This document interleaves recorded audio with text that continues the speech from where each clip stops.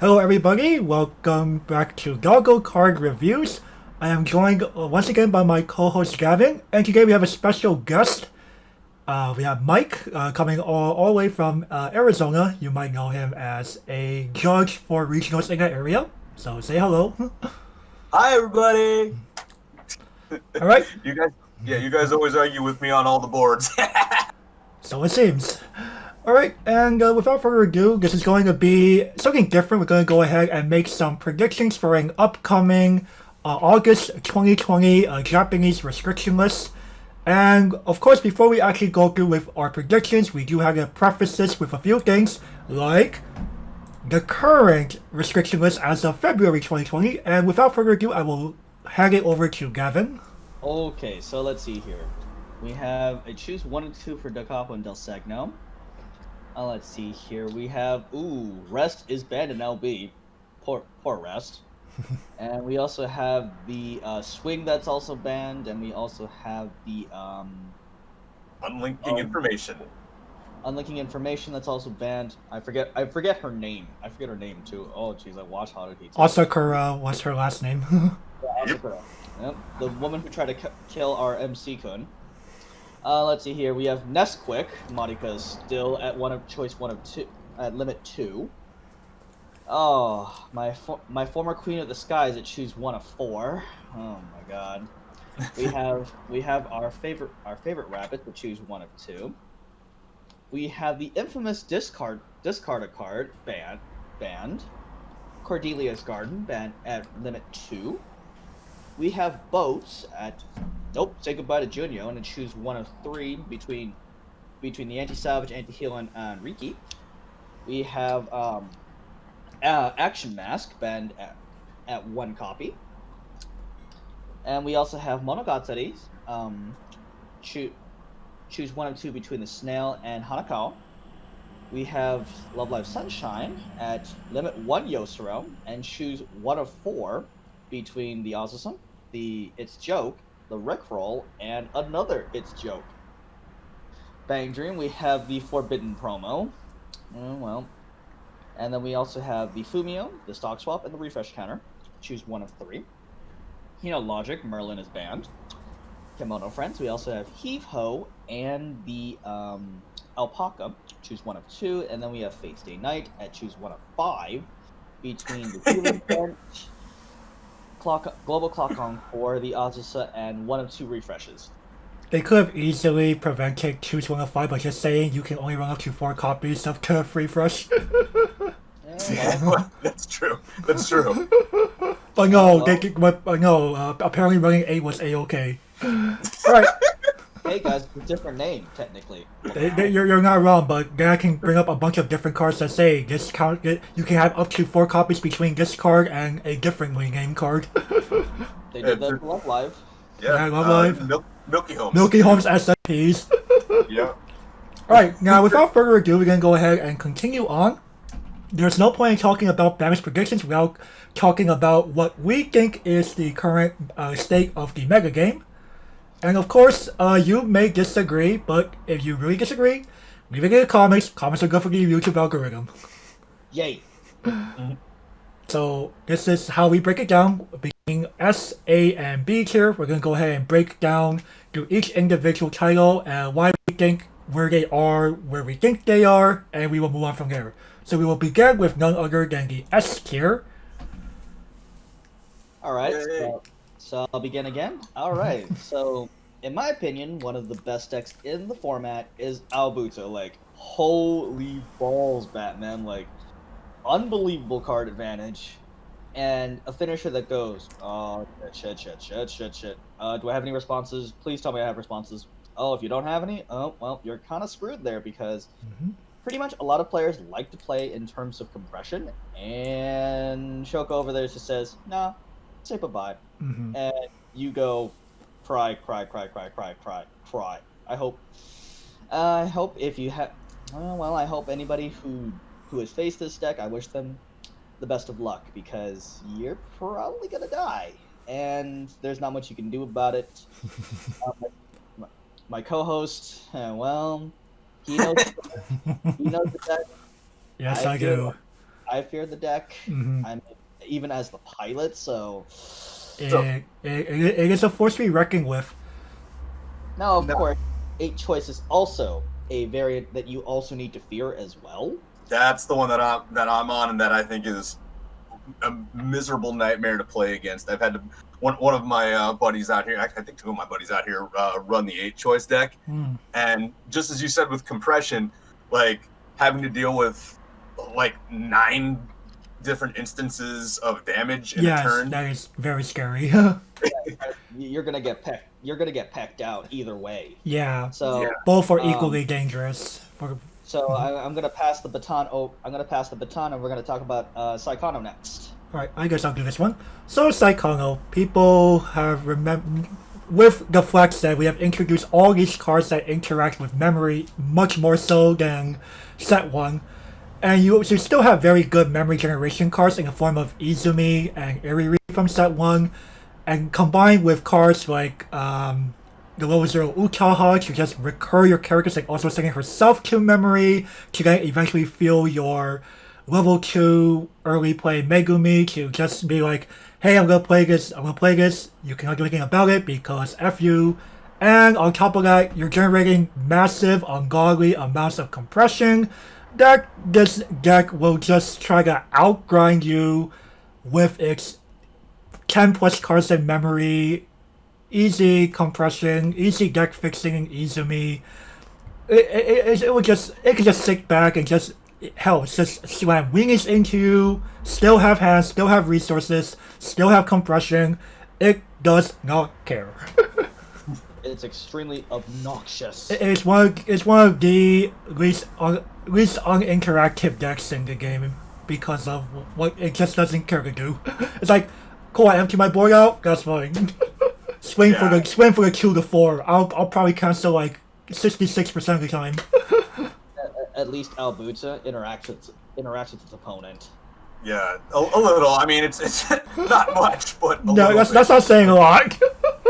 Like you can get some reverses on Bunny Girl every once in a while. I feel like you can never get a reverse on Psychono. Yeah, Psychono just be like, you play on reverse? No.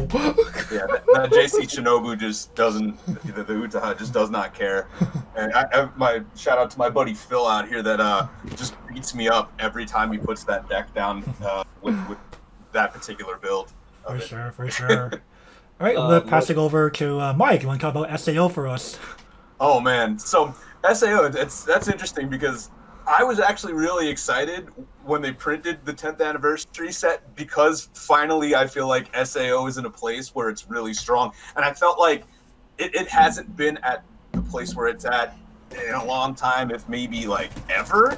Mm-hmm. Like, other than maybe back when Asuna Invites was a good card, you know? Man. So we're looking a long time. I mean, you've got the totally uninteractive level 1+ in combo where you can just say, you know what, I don't want to mill and grab a level 0, right? Mm-hmm. You have your card that just stops Encore entirely, which is, that's a lot of fun. Yeah. And that level 3 has, I want to say it may have one of the highest ceilings possible damage-wise, right? Because if you somehow pull the God Mill of like 5 climaxes, you're hitting for 2 like 5 times, and then for 3 to 4 on your attack. I think the deck, aside, and it got a bunch of utility also.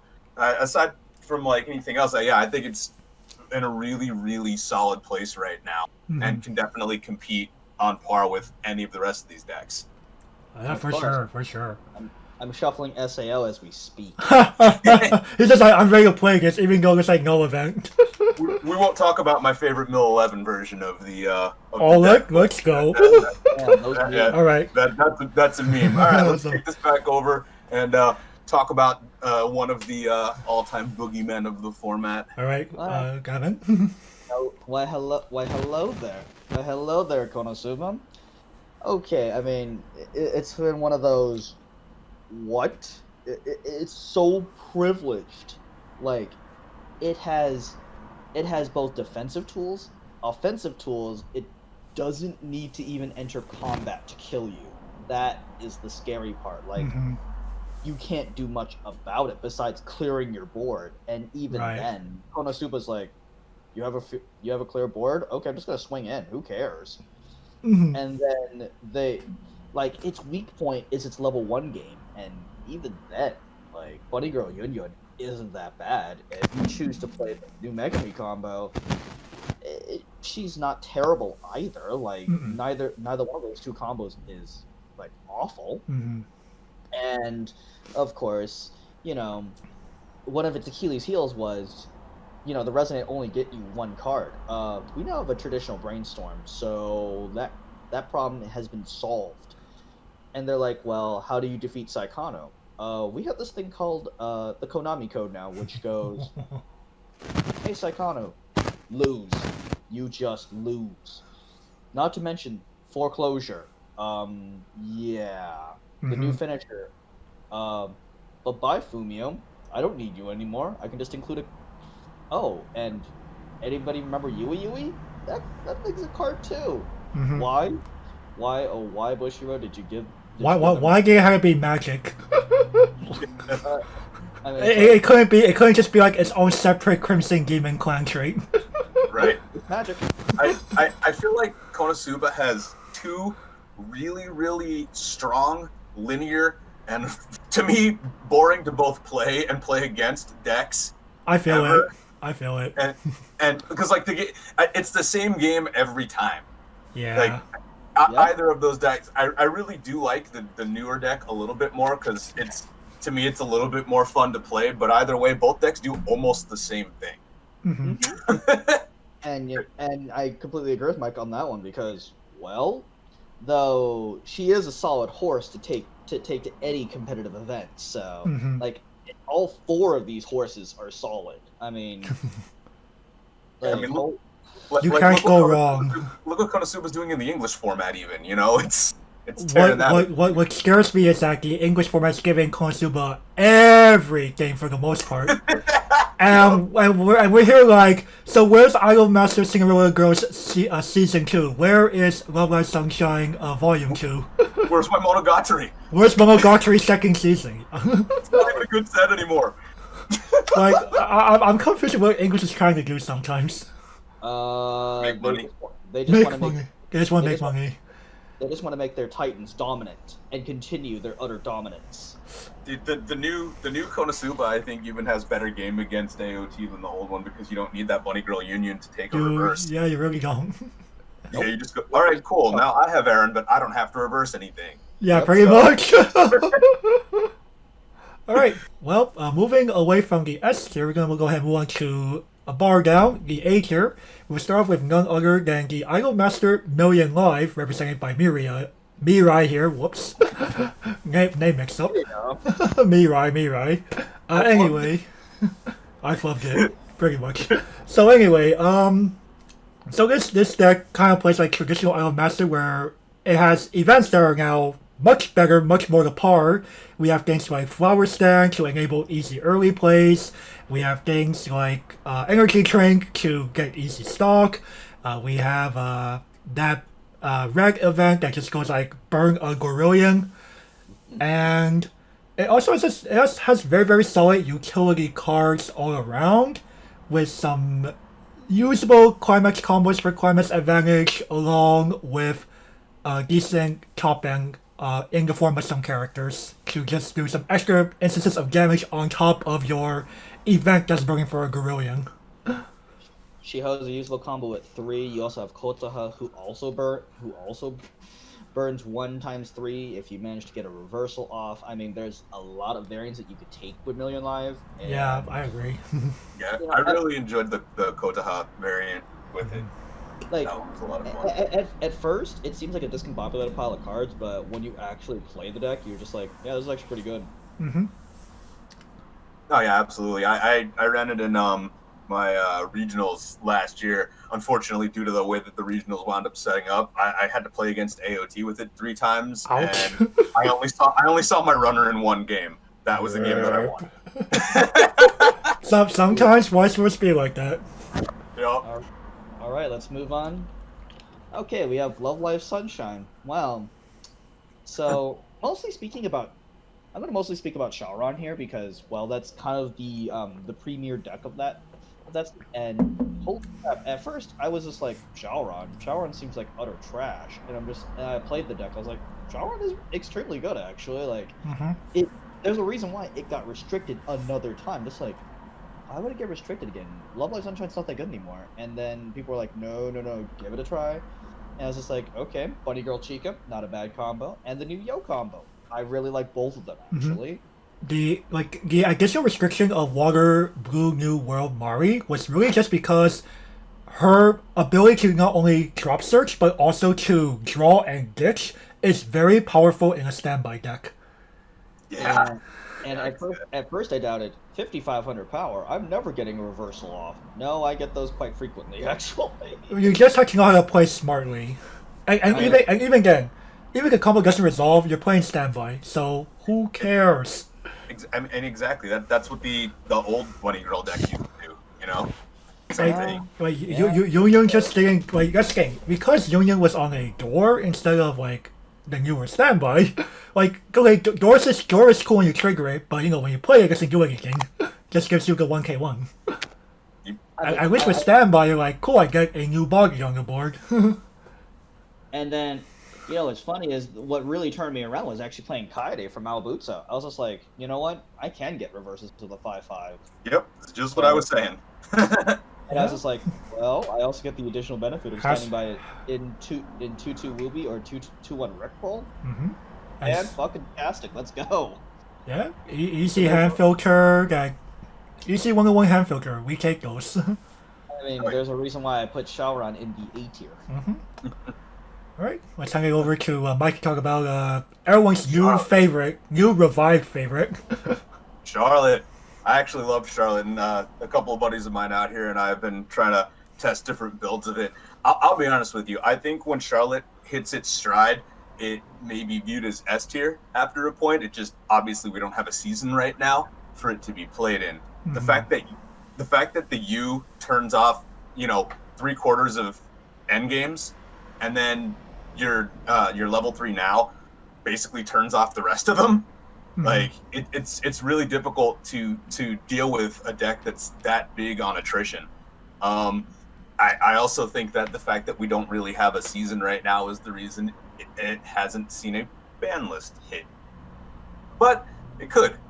I think having that U and that now in the same deck are a little bit rough to deal with. And then depending on how you set up the rest of your level 3, whether you're using the change combo to just consistently heal back and forth, or whether you're trying to go with the new clock kick finisher, which you can always, because of all the utility with being able to catch climaxes, you can always just grab a one of the gold bar if you want and then heal that way. Like, I don't know. I think the deck's pretty nuts. On top of that, the new level 2 U just it finally adds a form of protection to protect the now from any BS that your opponent's gonna try to do, like an on-play bounce or something like that. Oh yeah, like what is it? What does she sit at? Like 14-5 with hexproof now? Yeah, pretty much. That's so absurd. Do you have a Wrath? No, she's staying. Do you have a Wrath? Exactly. You need to run that old Monogatari card that pulls all of the event that pulls all of the hexproof characters into memory. Or Ainz. Yeah. That'll work. That'll definitely work. Charlotte's gonna be obnoxious. Yes, if anything, you're not gonna have a good time, just because you're just gonna be like, 5-minute warning. Why are you still level 2 and 3 clock? Yeah, I think it's gonna definitely bring a lot of games to time, so that might also cause some issues and cause some kind of a ban list treatment. So it's like, yeah, I mean they gave it that plussing level 1 that's uninteractive. They gave it an actual good plussing brainstorm, a proper brainstorm. That helped a lot. And the Takajo runner's actually really solid. Like, yeah, I think that's a good. I don't know. They gave it so many good utility cards in the new set. I'm excited for it. They did. All right. Moving along to Ray Zero. So Raid Zero, we all know about its typical plan of just trying to mill out quickly with our good old level 1 Amelia combo, along with being able to just build up towards this level 2 game that just tries to compress really hard with the free fresh of Felt and Rem being able to stock markers underneath her to just amass this massive amounts of compression in the long run and basically and try to out attrition you and slowly kill you that way from level 2 onwards. And on top of that, you also have some very powerful level zeros, like we have clean cuts, we have runners, we have Riki. So yeah, it's a very, very all-around advantage tempo deck. But what about Meme Snow? Dude, Meme I think Snow. Memory Snow's obnoxious to play against. I both love and hate that deck. All right, well, why don't I let one of you talk about Memory Snow? I mean, yeah, the anti-ping, the level 1 combo is kind of funny, especially with that event to dig like 7 or 8 cards. Is it 7 in? Mm-hmm. 7. Yeah. I just think it's an obnoxious deck with a lot of utility, and that level 3. For whatever reason, the level 3 reminds me a lot of the old Rene level 3. Oh. Because, yeah, the double clock kick, except in this one, you're searching for the climax. And get kicked. Yeah, off the bottom, right? Yeah. But, yeah, one of my good buddies runs that. I think that deck is obnoxious. So, two main ways to play ReZero and kill Frozen Bones. Hey, man, we're getting green. We're getting green! Pole jump! Looks cool. Oh, when is Konosuba getting green? Oh, man. All When right. Goblin Slayer gets it. So everybody. Next is everybody's favorite bushy property, Bong Meme, guys. Oh boy, this deck is not like okay. So there are so many variants in this set. Like, holy bejesus! I'm just gonna talk about Popping Party here, since that seems to be the most popular variant. Like, too many cards in the pool. There are. So we have Fact or Fiction at level 1. Much to my partner's chagrin here, he's getting the garbage. He's getting garbage cards off of it, but he doesn't seem to mind most of the time. Right, especially when you combo it off with Toilet. Yeah. The level 3 combo. Why does he get to burn twice? So let's take Fever and actually make it far more easy to achieve. I was about to say, why does it only have to be one lane?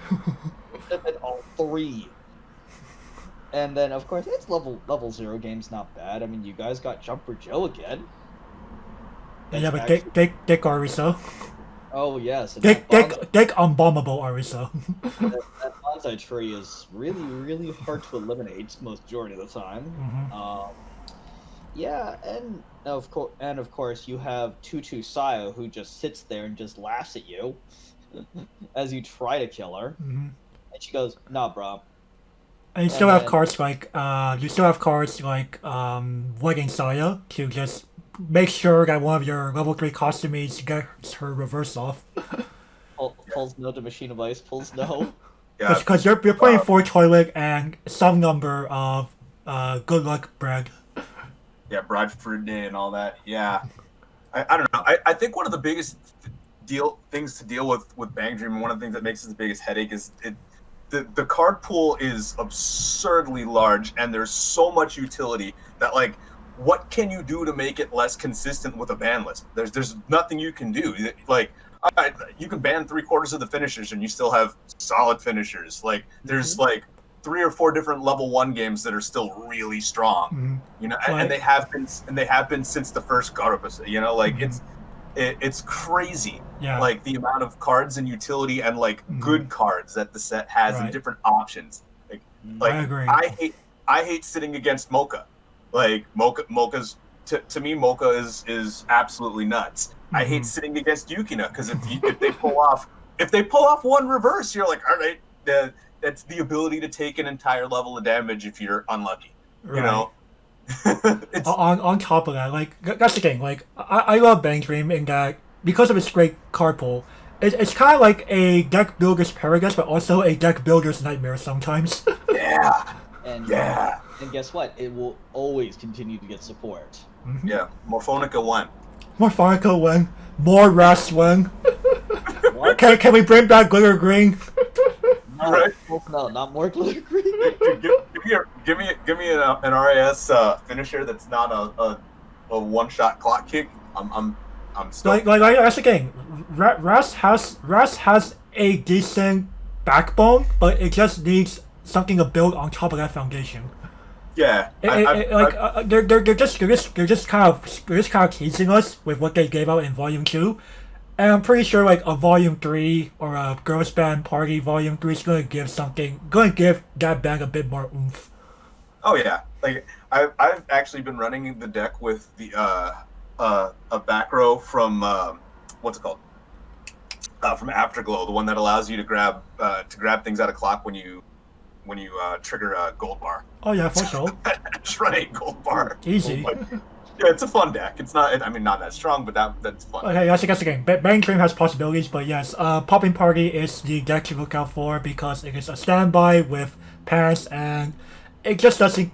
For the most part, doesn't care about what you do. It really doesn't. Alrighty, next is going to be, oh boy, Revue Starlight, our favorite play. Yeah, the Starlight. I mean, I don't know. I think Starlight's a strong deck. I think there's a couple strong builds for it. I think the build that does the double Mishuru combo at the end is, it decompresses. It messes with deck state and has the ability to hit pretty hard at the end there. Wait, Michiru or Akira? It's the one where that mills the bottom deck twice. That That's Akira, yeah. should be Akira. Yeah. And Mishu's the one from Psycho. Yeah. Yeah, it does it twice. That's all. That's all I was saying. Like I think that card's kind of dumb. Like it's cool. Again, even if you don't hit the burns on it, you kind of mess with their deck state a bit, which can be helpful for you. And the early play is really strong and sits there on field for it. There's just a bunch of different builds for it that I think are actually pretty solid. A little bit expensive for me, but it's Weiss. What are you gonna do? I was about to say, Revue Starlight is extremely expensive. Like, holy crap! And guess what? It's a bushy baby too, so it will always get more help. Oh, yeah. Probably slower than Bang Dream because this thing has only 2 sets so far. But so far, yeah. So far, but what's not just talking from doing a relive 2.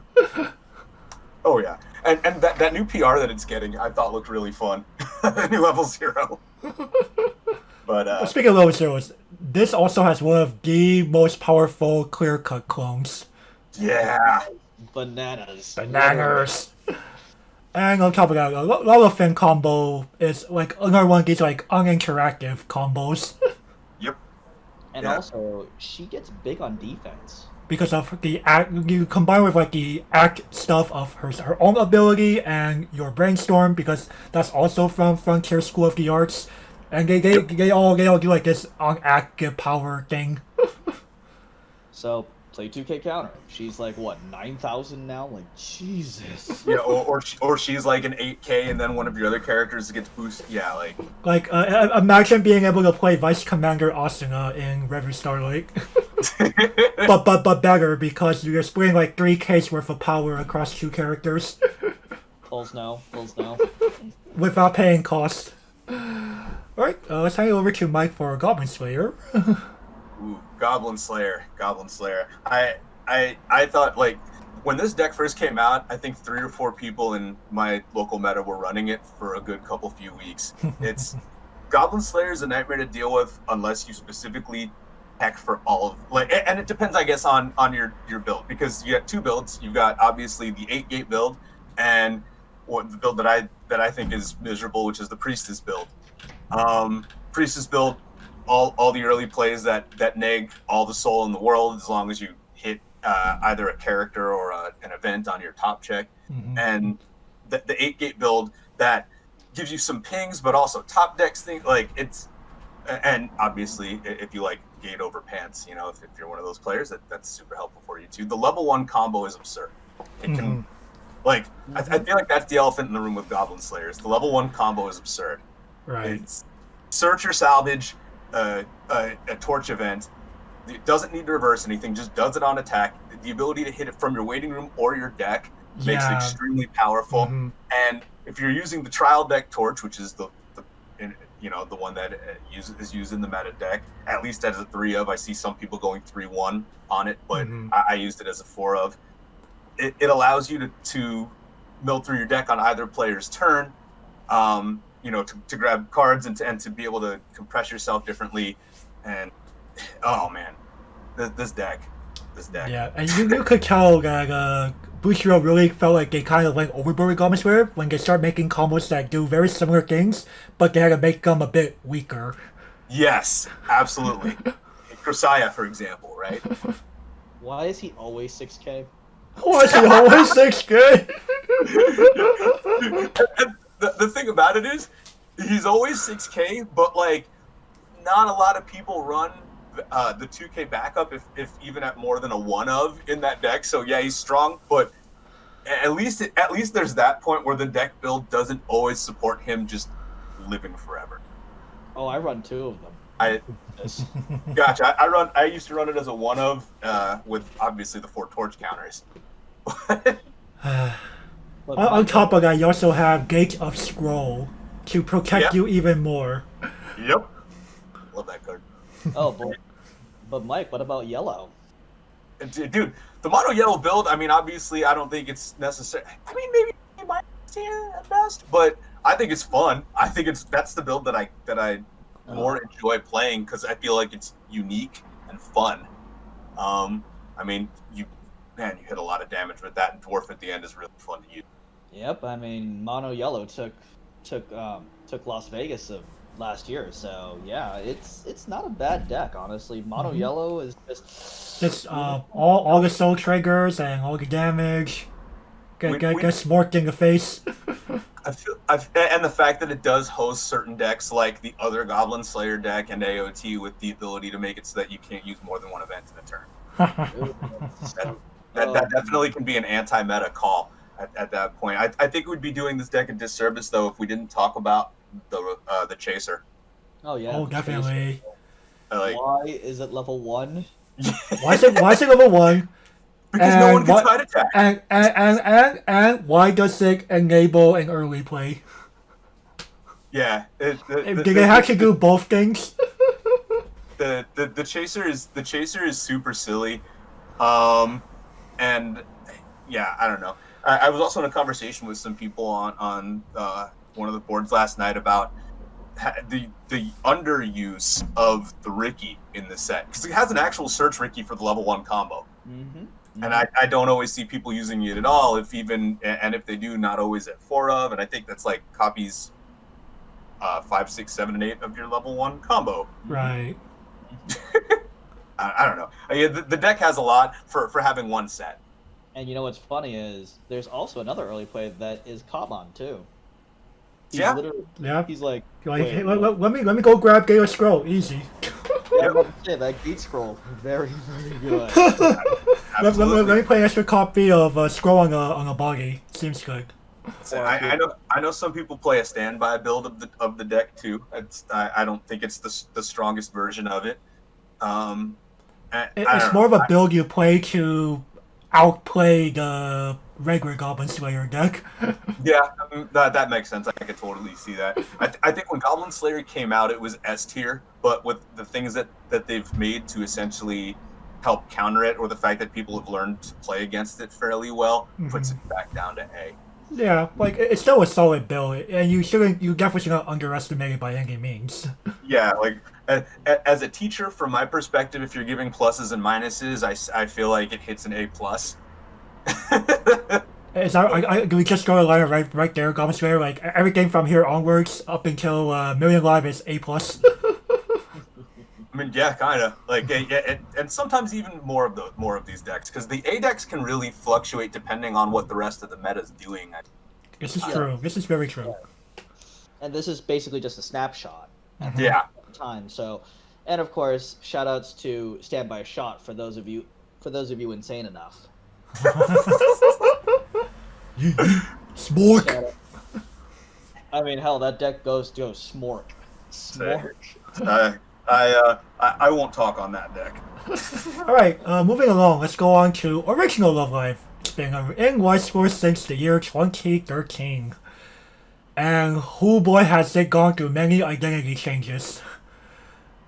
Anyway, on to its current identity, where we are playing subunit decks just like in Love Live Sunshine. But unlike Love Live Sunshine, there is debatably more than one good subunit deck. A lot of people will point to BB, where you just play Book and Gold Bar as being the most consistent, because your Gold Bar just gives you a bunch of clean stock, and your Book gives you a burn 3 on a lane or 2. But I would definitely not underestimate Lily White with its access to Standby. And Prongtong just has like some very solid early plays and just very solid utility because they made Honoka cards kind of busted along with some Kotori stuff. Hey man, don't forget about those Rice Druid cards. Yep, Hangao has some good stuff too. But all in all three subunits of Love Live definitely have their own merit. I personally do not think BB is like the one and only way to go. I totally agree with you. Yeah, Lily like, White is cool. yeah, Lily White, it's not to be fair, you have a 2/2 that just stacks back up at level 1. Easy peasy. Yep. Nozumi can also close out games too. Yeah, Nozomi's a good game closer. Prongtong, Honoka has cross-turn burn 1.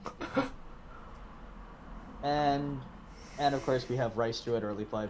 Rice to early play, she heals and she dig for 2 turns. Seems good. Yeah, that's pretty good.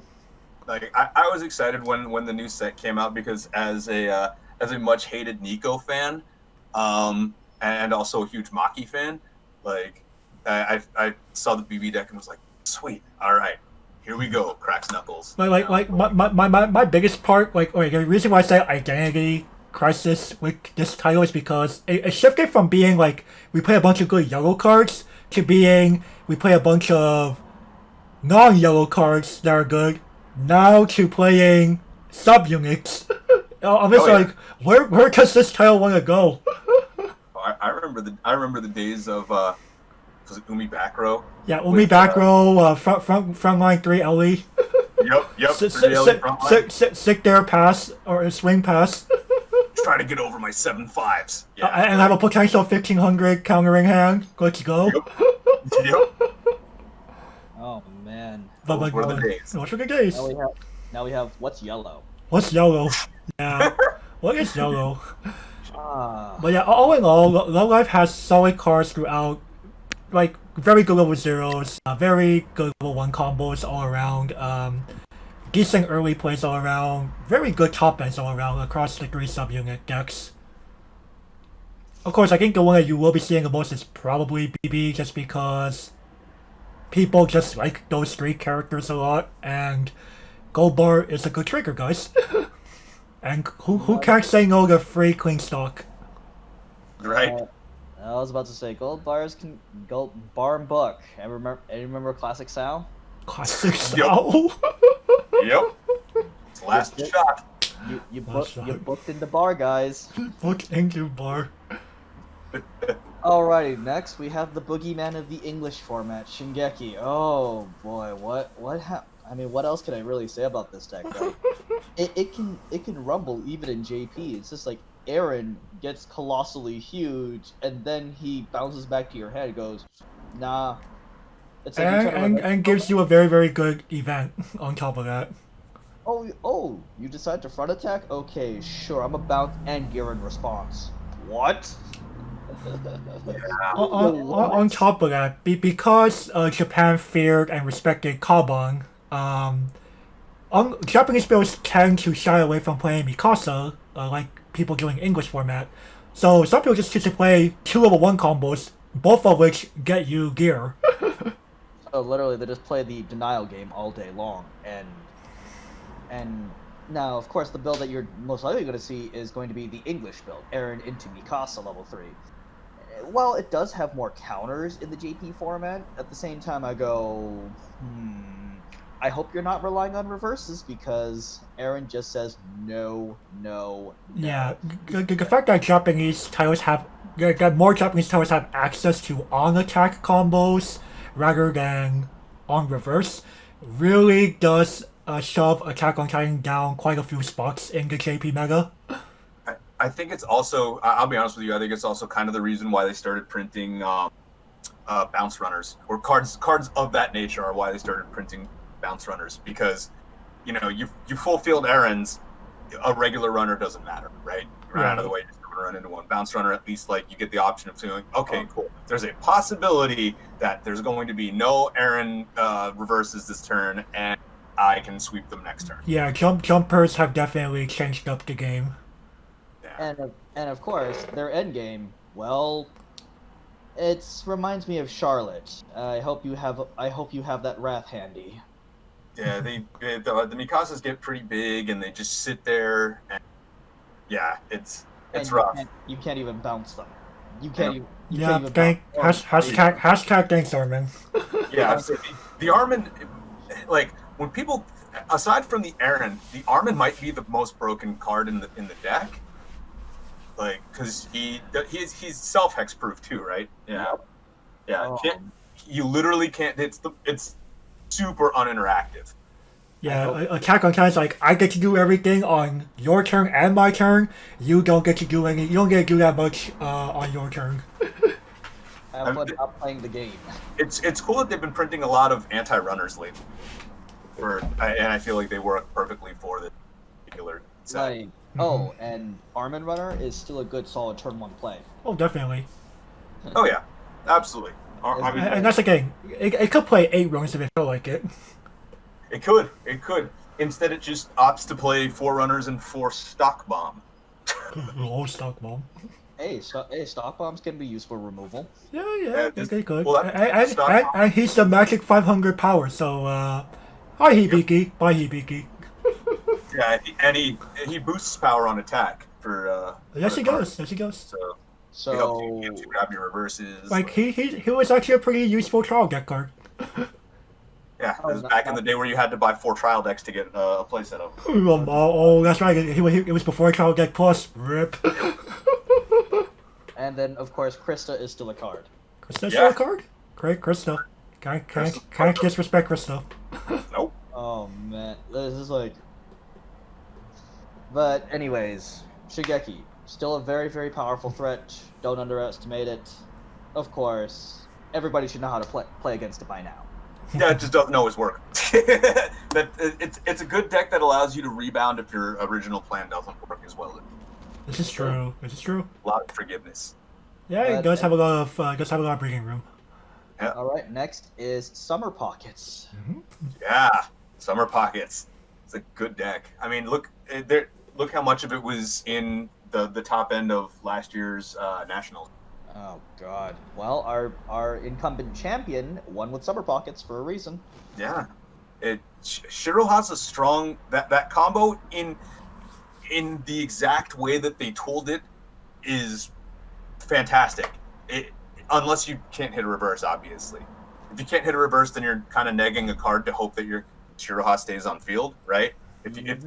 Though good players obviously have ways to get around having to deal with situations like that, they hold off and what have you. But yeah, planting that 2-1 on field at level 1, like all of the plussing that it does after hitting 1 reverse, and then the fact that it just sits there forever. It's so hard to get over. Like level 3s can't get over it sometimes. A lot of early plays, you know. Yeah. Like, that's definitely scary. And I mean, and that's not to say that the deck doesn't have other utility. You essentially have a 5-card brainstorm on the turn it's played. Mm-hmm. Like, your level 3 combo is fairly uninteractive because the card that does the actual restanding in and of itself doesn't allow for like events and backups. Yep. So I think it's a strong set. Yeah, we need like 5 stock going into turn 3 or something if you already stand by. I don't know. There's some small amount of stock that you need for the deck. Mm-hmm. cheaper via standby. Yeah. Well, because the back row allows you to pay 1 stock to stand one of your characters. I don't know. It's even more convenient. What's that? It's even more convenient. Yeah. I think the deck is just strong all around. Like you have your level 1 Akatsuki, your card that you need to put in memory that bonds to one of your level 3s that you need for the combo. The deck is solid with utility. It's holds very, very strong at level 1 and even through level 2, and then has a solid and fairly uninteractive level 3. Mm-hmm. Now, of course, this is all dependent on getting that level 0 into memory. So, if you're facing SMP, well, I hope you have a way of cooking that level 0 or preventing that level 1 game plan from going off. Otherwise, you're gonna get steamrolled quickly. Yeah, that is scary part about Summer Pockets. Yeah, it's a deck that definitely snowballs very quickly. In my experience, it's a deck that has less of that breathing room, though. So if something falls apart, it really falls apart. Like, I would definitely attest that. Summer Pockets is very much a high roll deck. Yes, the highest of the high roll decks, possibly. It kind of reminds me of some of our S tier decks. They're very high roll decks. Right, but at least with the S tier, even if those plans fall apart, they have other things to go off of.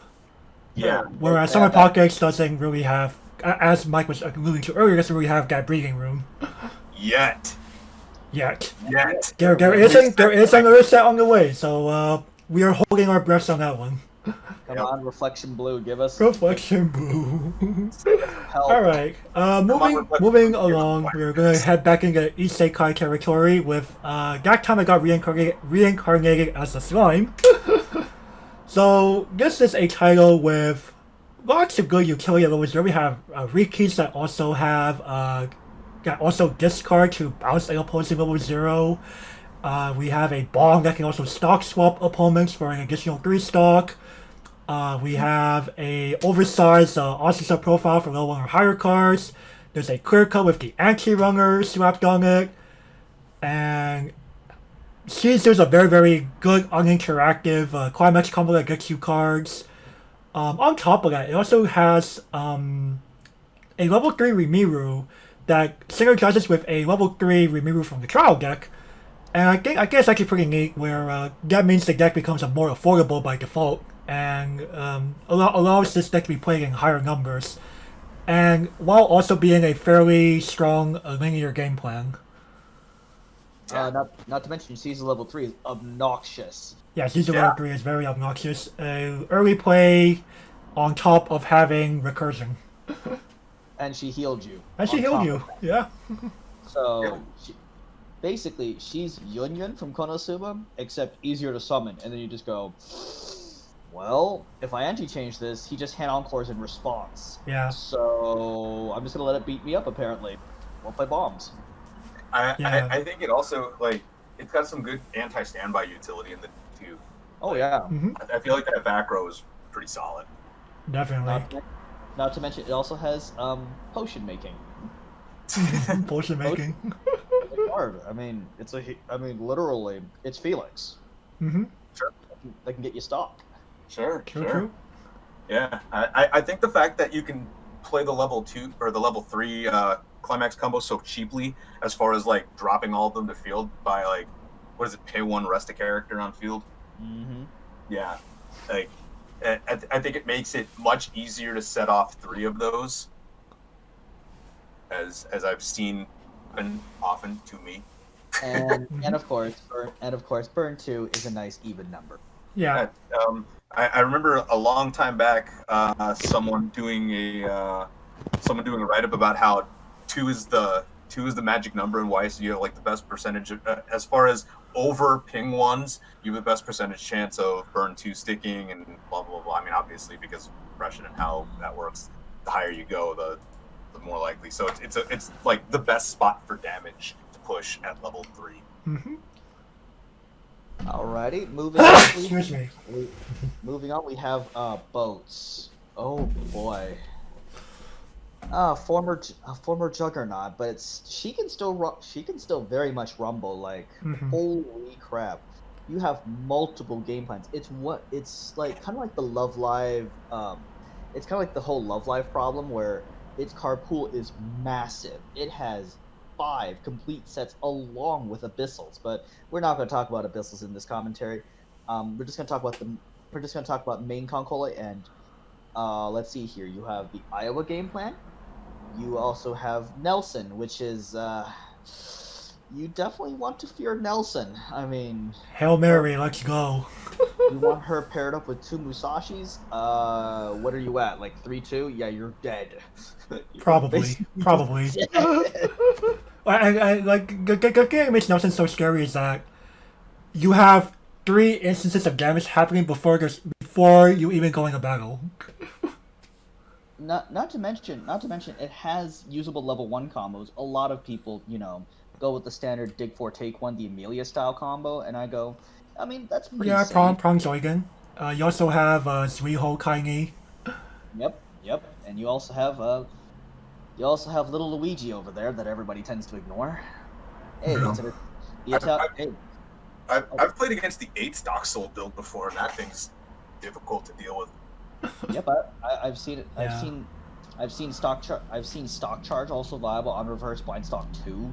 The smart drink from Nanoha, and it's pretty good. Like, and the fact is that Boats' biggest weakness is the fact that it gets hampered. It kind of got hampered at level 1, but again, its level 1 combos are pretty solid. It also has Trash Can now as a viable level 2 play. And on top of that, Trash Can is a healer that dodges Hibiki. Oh, yes.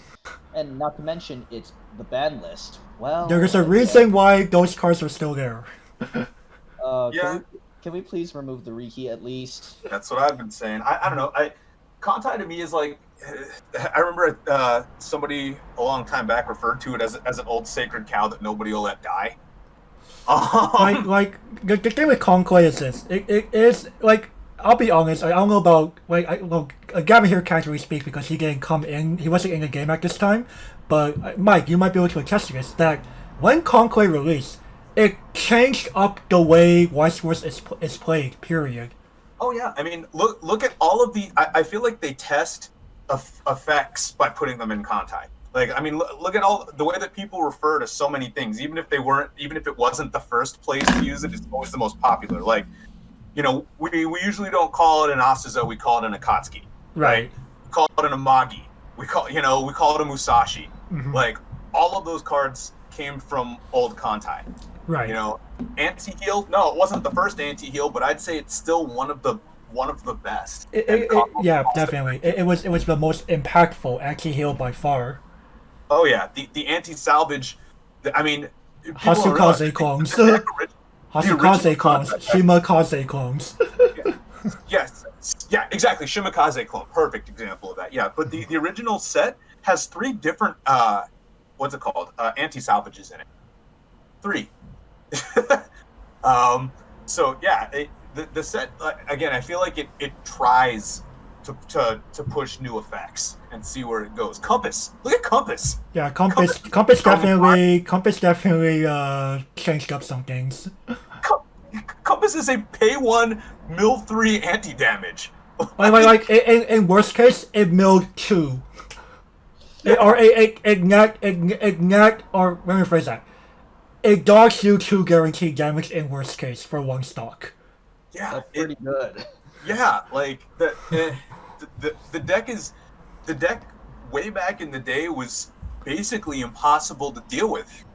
Especially when Julia was legal. Cough, cough. Yeah, I mean, I remember when it was like, are you playing Kantai or are you playing Nisekoi? Because if you're not playing one or the other, you're not going to win. Or you're playing Little Busters with the +2 soul. Yeah, exactly. Holy crap, Little Busters.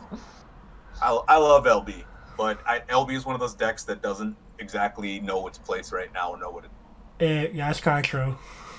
Yeah, that's why I didn't place LV here. That's why I was like, well, Kantai is definitely a safe pick for A tier. Like, I agree. I can't blame you. Like first one, Kantai is another one of those deck builders paradise / nightmare titles. Yeah. You know, a lot.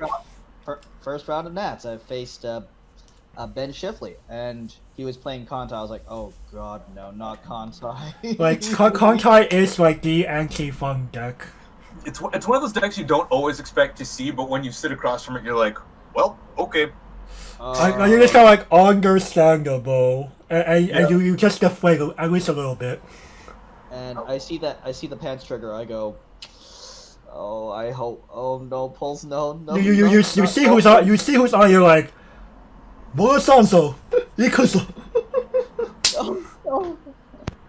Alrighty, we're moving on to Nanoha. Oh, it's perfect. The perfect speaker for this one. Nanoha. Oh man, I love Nanoha. I've been playing this deck since forever. It was one of my earlier favorite decks, especially after they put out the first and second season re-edit type set. Oh yeah, those helped a lot. Yeah, I bought boxes and boxes of that. Got my playset out of it that way. What I'm actually kind of sad about, like, it's like a quick off note. Nanoha is one of the few titles that actually had commissioned art, not anime screenshots. Commissioned art. It's like, and it was such a terrible deck for so long. Like, I have a Nanoha. It's been around since 2008. I love the Nanoha, and you do have a versatility to what your deck build is going to look like. As far as the meta versions of the deck, like, I mean, I feel like there's still, like, Nationals, we saw 2 different builds of the deck, 3 really, but mostly 2 versions of the deck. You had your best friends deck, your yellow and red, that utilizes both Fate and Nanoha, and you have your mono yellow with all the shots in the world. That sometimes wants to run 8 Musashi, like, Why not? Yeah, exactly. No, again, even with Reflection, for as old as the set was, it still wasn't good enough.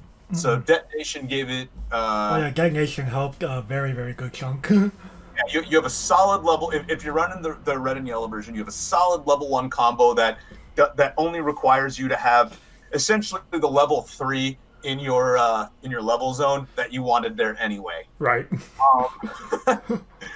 Forehead. But I think the weakest point of Nanoha is its level 3 game right now, because you've got all the utility in the world at level 0. You have like everything. You have everything you wanted. Do you want a runner? Sure. We've got a couple different runners. Do you want, do you want any some kind of a Ricky or Krista-esque situation? Yeah. In fact, we don't just have that. We have that in uncommon now. Or is it common? I don't remember. One of the new ones. And like I said, there's 3 of that profile of the pay 1 clock 1 search for something or search or salvage something profile. You've got you've got tap self brainstorm. You've got tap self salvage brainstorm that has a decent effect when it hits the field. You've got all kinds of utility. I still love the old level 0 that you pay 1, send it to memory, look at 4. Okay, fair enough. I think that card is great, especially in a profile that sometimes needs cards in memory. Again, level 1, you've got a couple cool things going on. Level 2, couple different early plays that you could go for.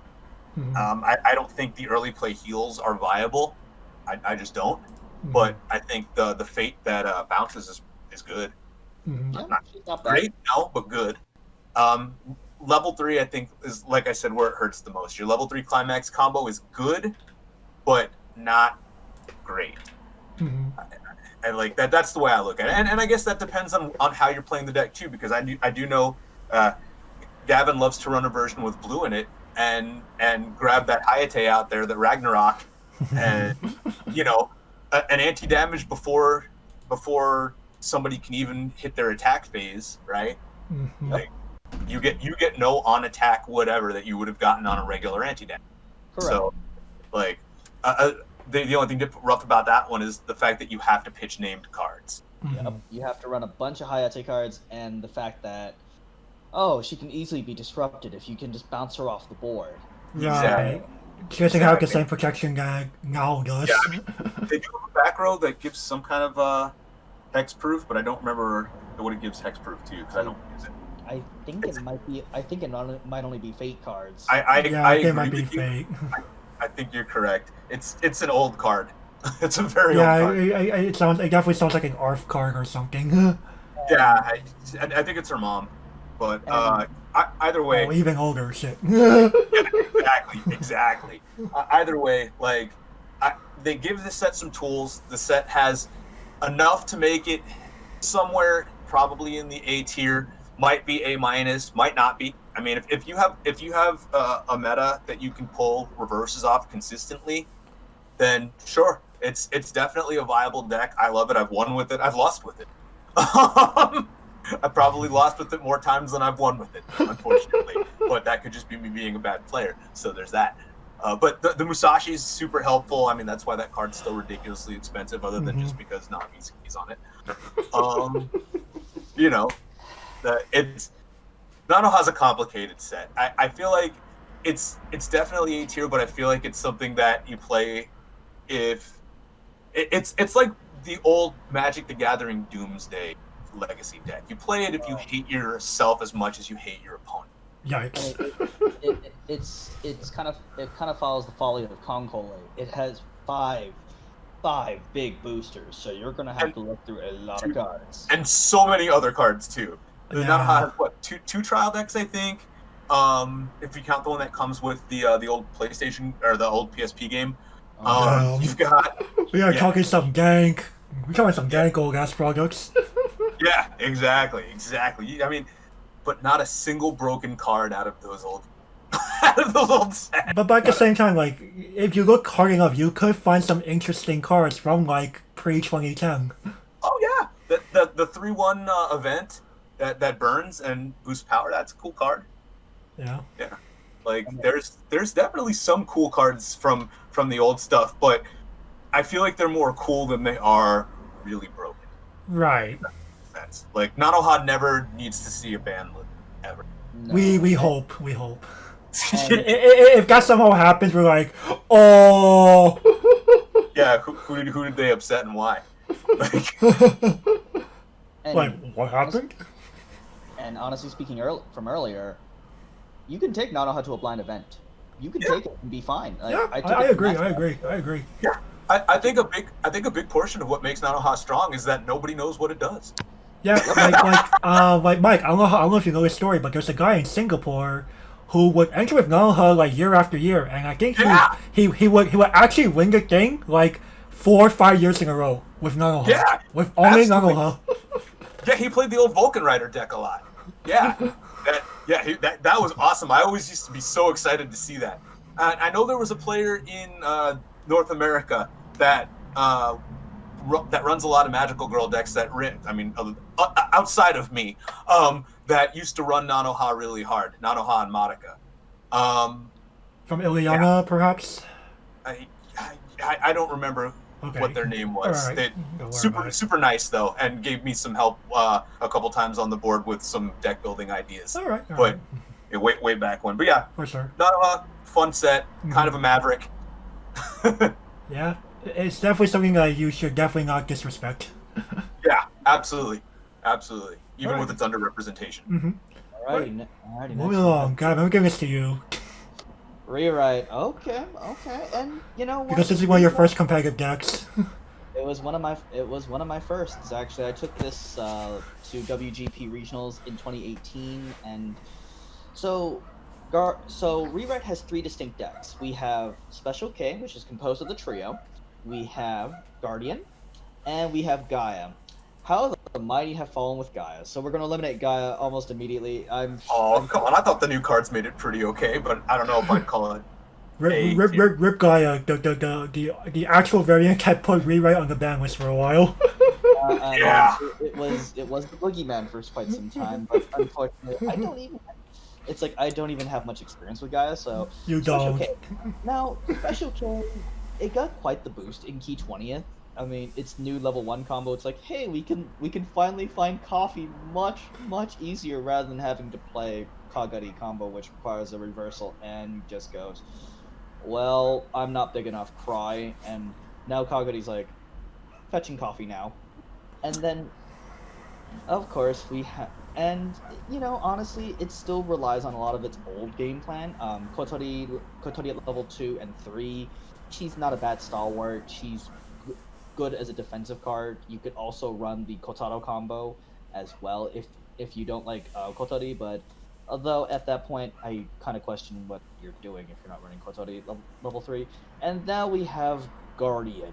Oh boy, everybody's favorite elephant in the room. Mm. It stock charges, it has everything at 0, a clock bond to its famous event, the Akane, it has tap soul salvage brainstorm via Chihai, it has a Magi, it has runners, literally, it has everything but free nil, which is kind of the Achilles heel behind Guardian, on level 0, it has a little bit of. It's like tiny. It's like tiny mill. Yeah. It's not. I understand what you're saying though. Aside from the Amagi, there's not much in the way of. There's not much. Like if you happen to get flooded early, you're good. You just go. Well, I hope my opponent isn't extremely aggressive. On top of that, hand size. Oh yes, what is hand size? And of course, that's it.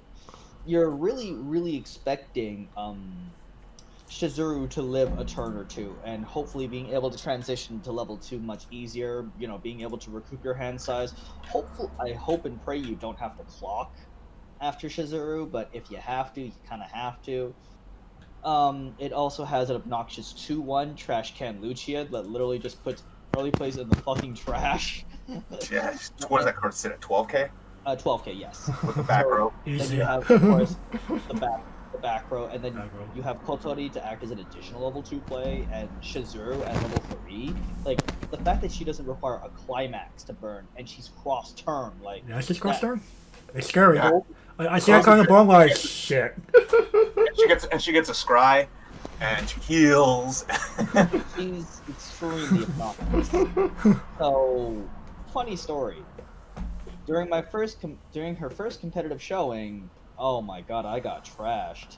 So, I think I've told the story to both of you, but I'll say it on camera right now. First round opponent, it's Soul Rush. I know it's Soul Rush. Sure. I peek, I draw my first 5. I see 3 climaxes, pitch all 3. Draws 3 more climaxes. I go, Judge, I concede. Immediately. I go, and most people were like, wait, what? Why are you conceding? Because I know this matchup, and I'm going to lose. Almost hands down.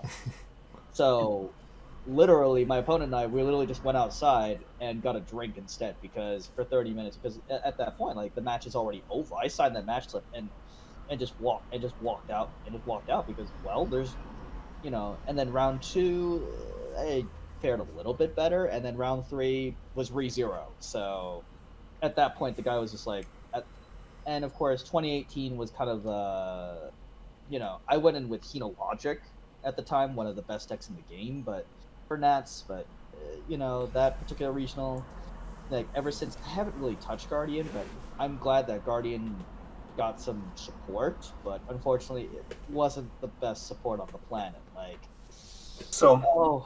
I mean, here's the thing. The key set that they just put out, I feel like it did its best to help out Triple K and to help out Gaia a little bit. Gaia got some fun cards to it, obviously, but Triple K, I think, grabbed the most from it. They were really careful with what they were going to give to Guardian. They were very careful. You have to look at this. Guardian is a super compression deck that banks on the fact that you're holding, what's it called, gloves in hand to make your level 1 game almost impenetrable. Then you hit level 3, you let your stuff die right around the end of level 2. You hit level 3, heal down, and smash in with Shizurus, right? Like that's kind of the game plan, sorta. And you're supposed to have 8 million stock to do it with. You just have to hope that you don't. You just have to hope that your opponent doesn't have level 1 bombs, and that you don't get stock swapped to high hell. So basically, you have to hope you're not sitting across from Konosuba. Or Bang Dream. Yeah. Oh, and another funny thing is that the anti-change counter they gave us, pitch 2 cards. I go, I can't afford that. Yeah. Guardian. I think one of the things that hampers Guardian a lot too is the fact that 2 of your best pieces of level 0 utility are off name. This is true. Which is a problem when it comes to the Yamagi.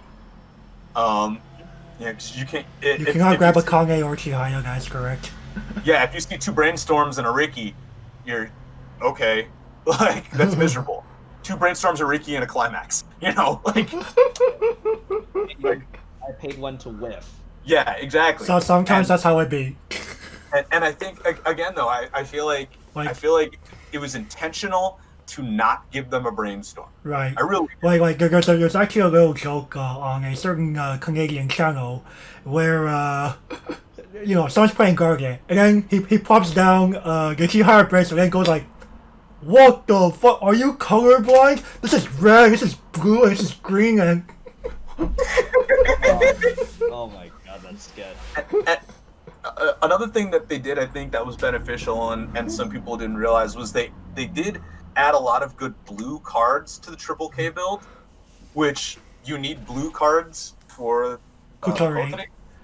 Yeah, and the deck I think the deck was primarily yellow before. It was. So you it have a little bit of blue. Very much yellow. Yeah, it was like a yellow, like maybe a third blue. And so you were really hurting to try to find, like, if you had refreshed recently, you were really hurting to try to find cards to stick under Kotori. And now it's a lot more viable. Mm-hmm. I think that deck suffers the most from not having a decent finisher. I think, like, yeah, it's an attrition deck that's trying to use the Misakuro Kaguri to finish off games, and I just, like, even Railgun has a restand. Yeah, yeah, Railgun has a restand. I see people sticking Shizuru in that deck. I was just like, okay, yeah, I can actually see why you. I mean, she's a more explosive finisher. Sure, you just have to cross your fingers and hope that you'll draw them. Yeah, that's the problem. Forehead. Yeah, you can't hit them with anything in the deck. All right. Moving along, we have Madoka Magica. Yes. So with the Magia record set, this definitely got a very, very good amount of support. First of all, we have actual Riki, not that clock swap piece of shit. So actual Riki, like, this is one of the most expensive Rikis I've seen. Because she's not only a Riki, she's also a level modulator, which is the gimmick that they've been trying to go for. Yeah. So you can kind of like level modulate, just be like, I'm gonna pretend my early play's a level 2. Yep. It's the best useful piece for that. On top of that, you have an actual level 1 game in the form of Yaxio combo. While it's kind of basic because it's on reverse search, it's better than just using apples. Sure. Yep. On top of that, you also have a very, very good early play in the form of Sayaka, which is a very easy to meet early play condition, on top of being able to handball in a Sayaka's Wish, and getting big until the end of your opponent's next turn, and preventing your opponent from using backups in her lane. But you cannot play backups either, but you're probably just going to use your Sayaka's Wish. Yeah, you're a bad. And Magi Record just also gave Madoka like very, very good utility. You have like a self-tap Brainstorm now. You have on reverse Rize and Mami. Also you have a decent finisher in Madoka. Gold Bar, Burn 3, Clock Kick. I play a mono yellow version of the deck because I like that. The unfortunate side of the Rize is the Rize only hits yellow card. Oh, that's right.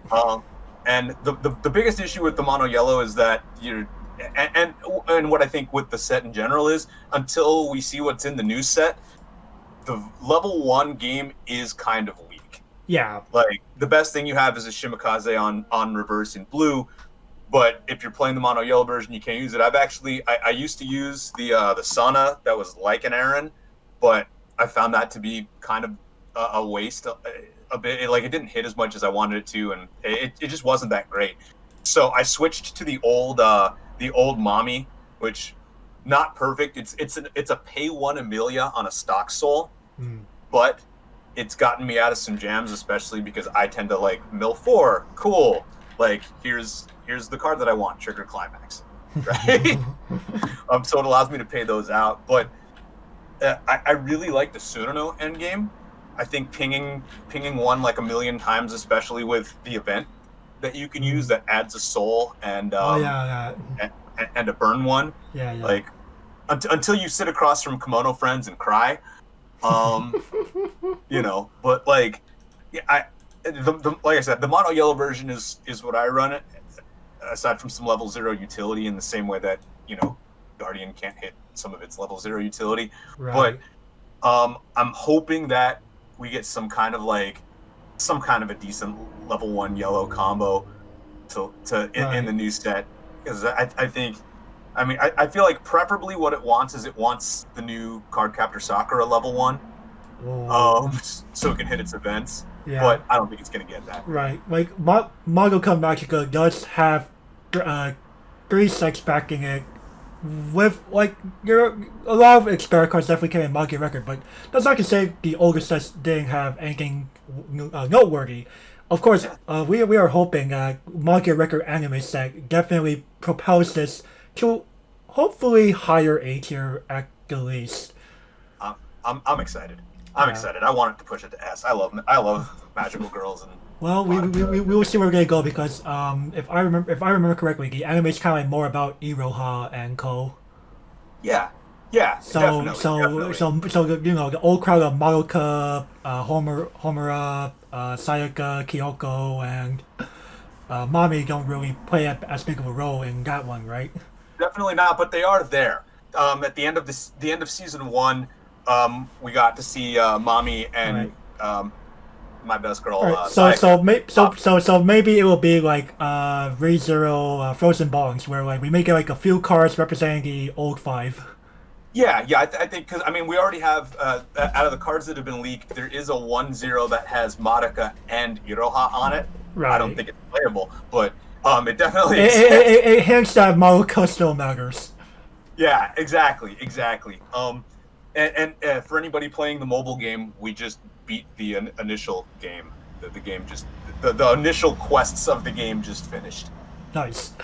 Yeah, like this weekend actually. Right. Today was the last day of that event. Oh, sounds good. All right then. So let's move on to Milky Holmes. I love Milky Holmes as a deck. I think it's definitely a thinking person's deck. Oh, definitely. Like, messing up in this deck kills you hard. Yeah. And misplays are very hard punishing. Yeah. You run that $20, it ranges between 20 and 35, depending on what day of the week it is. Dollar Ellie in the back that whenever a card hits your level zone, you get to pay 1 and mill up to 4, add 1 to hand. So it's an Amagi in that regard. But the fact that you can run up to 8 1-0 backups that are 3k power and do that effect means you can do it successfully on every turn, because Milky Holmes' main effect is the whole rest to swap cards in your climax zone. Imagine being able to counter for 3k and getting up to 4 cards on your opponent's turn. Yeah. Holy crap, no. Yeah, exactly. On top of that, you have cards level 1, like your combo, that get power for cards hitting. You just get power when a card hits the level area. So your 3k counts effectively become like a 3k plus 1500 multiplied by the number of these combos you have on the board. Yeah, like it drives all of your. If you have 3 of them on board, one 3k counter brings them all up to. It brings one up to 10k, I think, and all the rest of them up to 7k. Something like that, yeah. Yeah, like it's absurd. Like you get to win board and achieve ungodly amounts of compression if you do it right. Oh yeah, and again, this is another set that has so many sets to it, and some of the old cards are fantastic. Like, or just tech choices. Like, I run one of the back row Ellie that's essentially the card from Old Idolmaster. Oh, yeah. Like, it gives +5 on the level on your opponent's turn, because the biggest issue that the deck would run into is the same thing that Guardian does, bombs. Can't deal with bombs.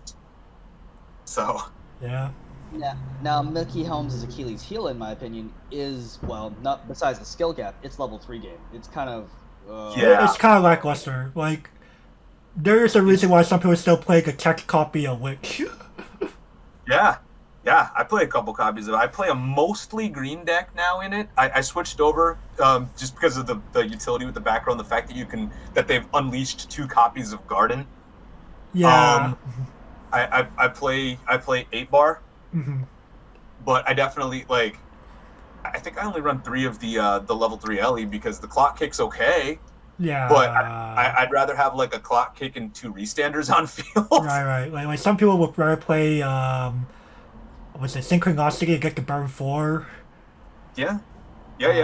I was running the burn 4 for a while. I just like I got tired of like trying to get reverses sometimes in my meta, and the fact that burn 4 still like in this day and age with the way the compression has we've reverted back to compression decks.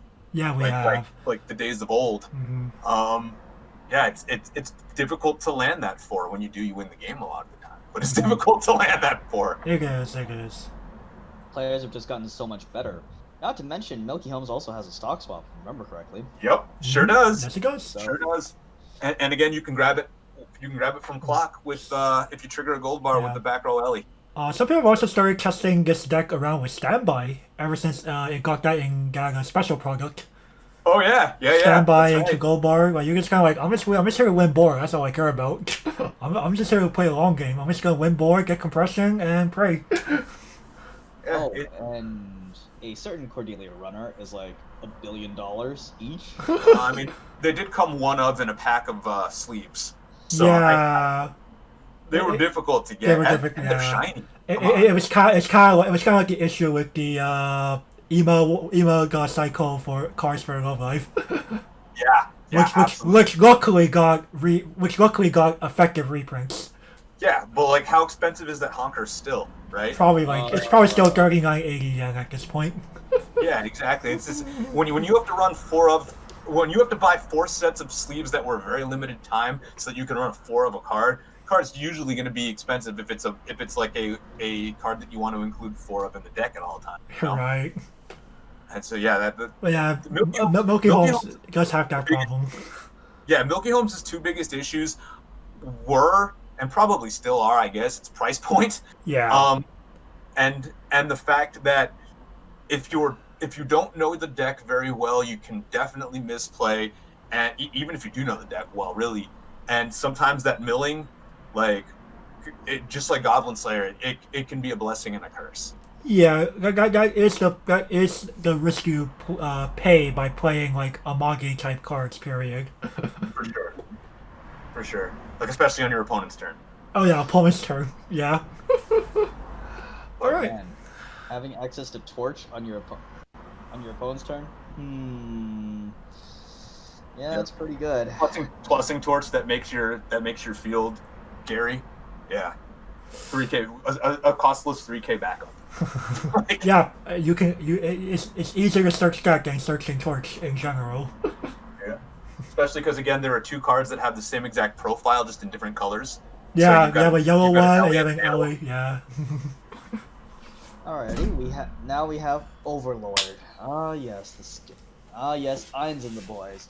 And you know what's funny is that this came out during an era where a lot of people are like, wow, why are we getting so much garbage? I'm just like, well, Irons and the boys aren't garbage. Like, they really aren't.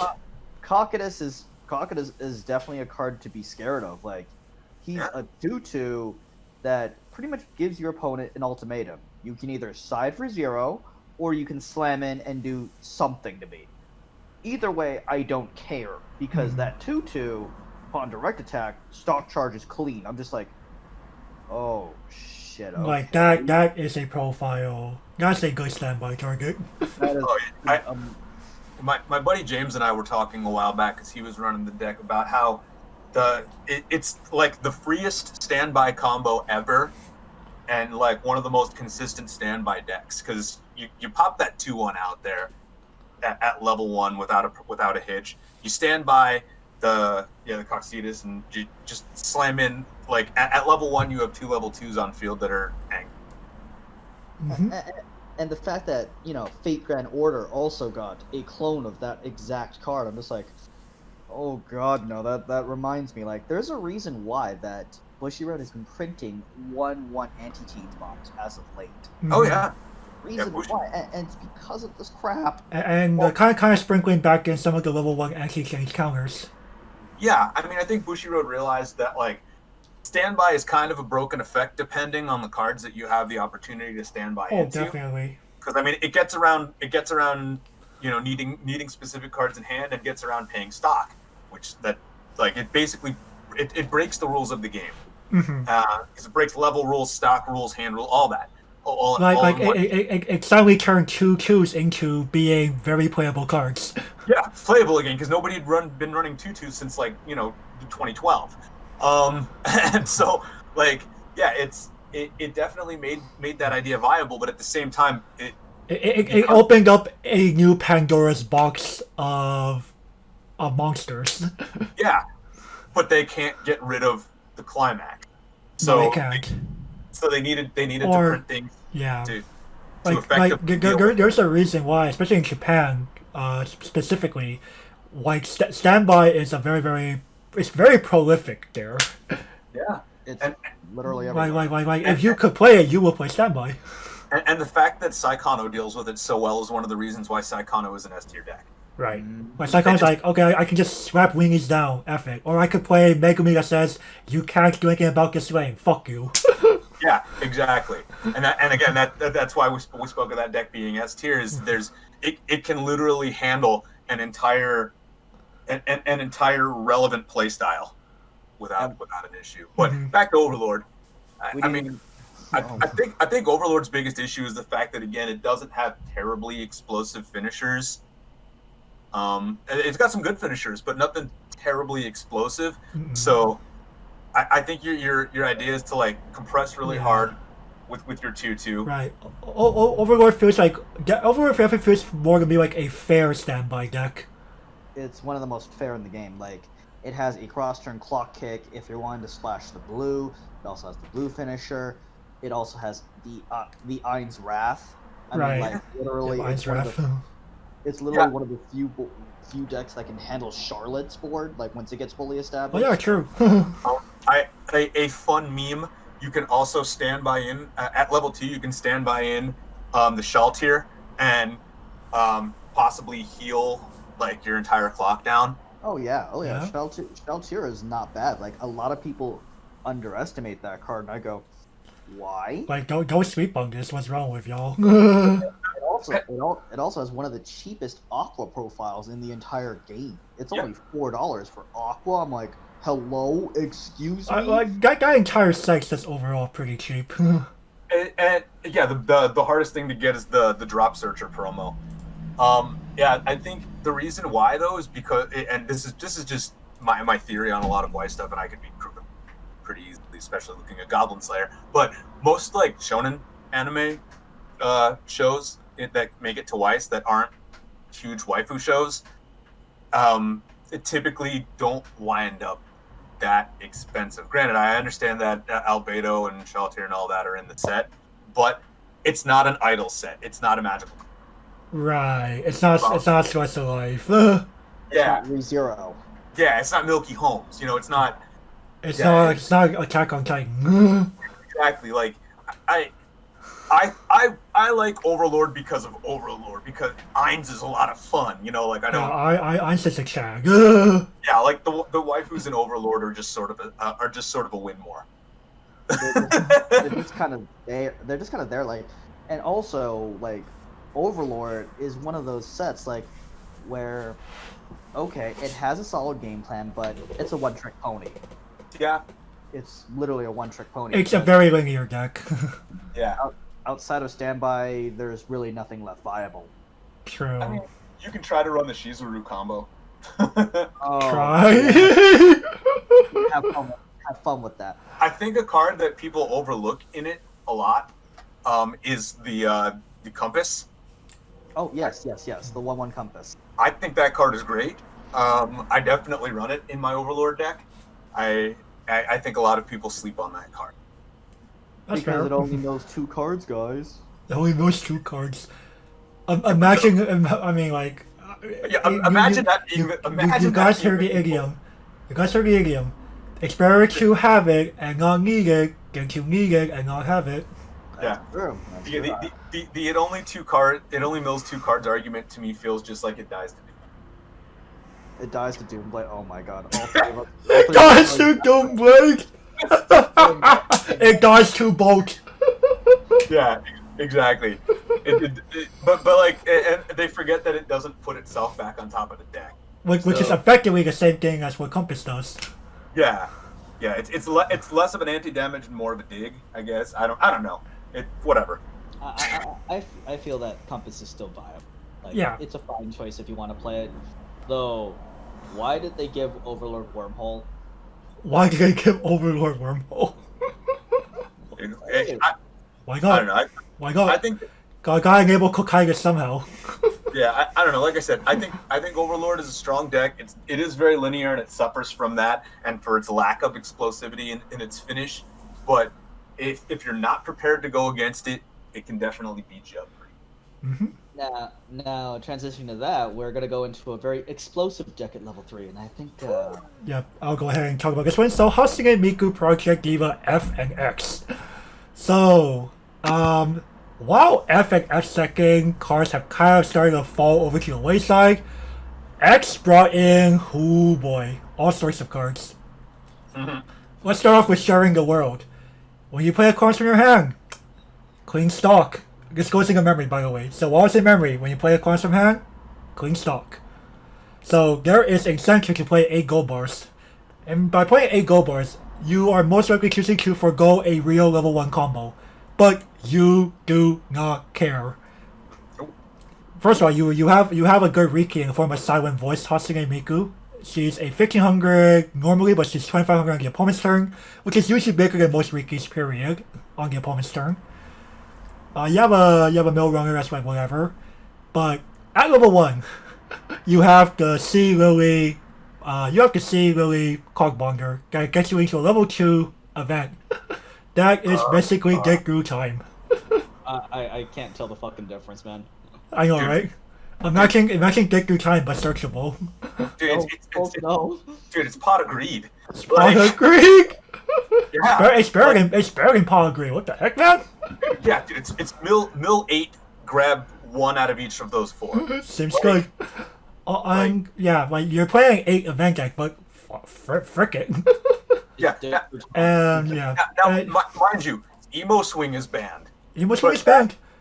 Emo Swing is banned, but this card that is costless that you can bond to pluses you. It's somehow A-okay. The event doesn't cost stock, which is even more ridiculous. On top of that, X's Secret Hatsune Miku is a very good hand filter to just grab cards out of your clock. And because you could play 8 gold bars, you could play 2 level 3 climax combos in the form of Factory Tyrant Hatsune Miku and New World Hatsune Miku. New World Hatsune Miku is really fantastic. She's basically a combo like unless you have money counter, you can't really do anything. Unless you have money counter or anti-burn, you cannot do anything about her. She's one of the main reasons why I started running memory kick counters. Yeah, I don't blame you. Wait, memory kick counter, money counter, and anti-burn are like your only way to deal with this card. Because she will encore step burn you for 3. You can't foreclose her either. Yeah. You can't foreclose her. Nope. Because especially if they already have Sharing the World active. And it's for like no stock. Practically no stock and okay, 1 card in hand. Who cares? It's pay 1, pitch 1, right? To burn 3, which is a solid number. Yeah, 3 is not that bad. Now of course, this deck is very much high roll. So sometimes you don't draw your Sharing the World early enough. And if you don't get that card online early enough, like one of the things that makes this deck powerful is that Sharing the World lets you have ungodly amounts of compression. Yeah. And ungodly amounts of stock. Like one of my buddies, I have a buddy that champions this deck, and I've definitely seen him mill through his entire deck, like and a half basically in 1 turn. I believe it. I've actually done that like a couple times. Yeah, like especially if it's like if he's trying to get himself into a position where he actually hits level 3 because maybe he has stuck him at 2-5 and his hand is full of finishers and he wants to go that Oh yeah, route. no, I feel it. I feel it. Like you know, what's really sad is before X, sometimes I was forced to play freaking 2-dimensional Fever. Oof. Yeah, and milling your entire deck until you have 1 card left. But then you also need to have like 20 or fewer cards in your deck to do it. my buddy George runs a blackjack deck still. Oh man, blackjack.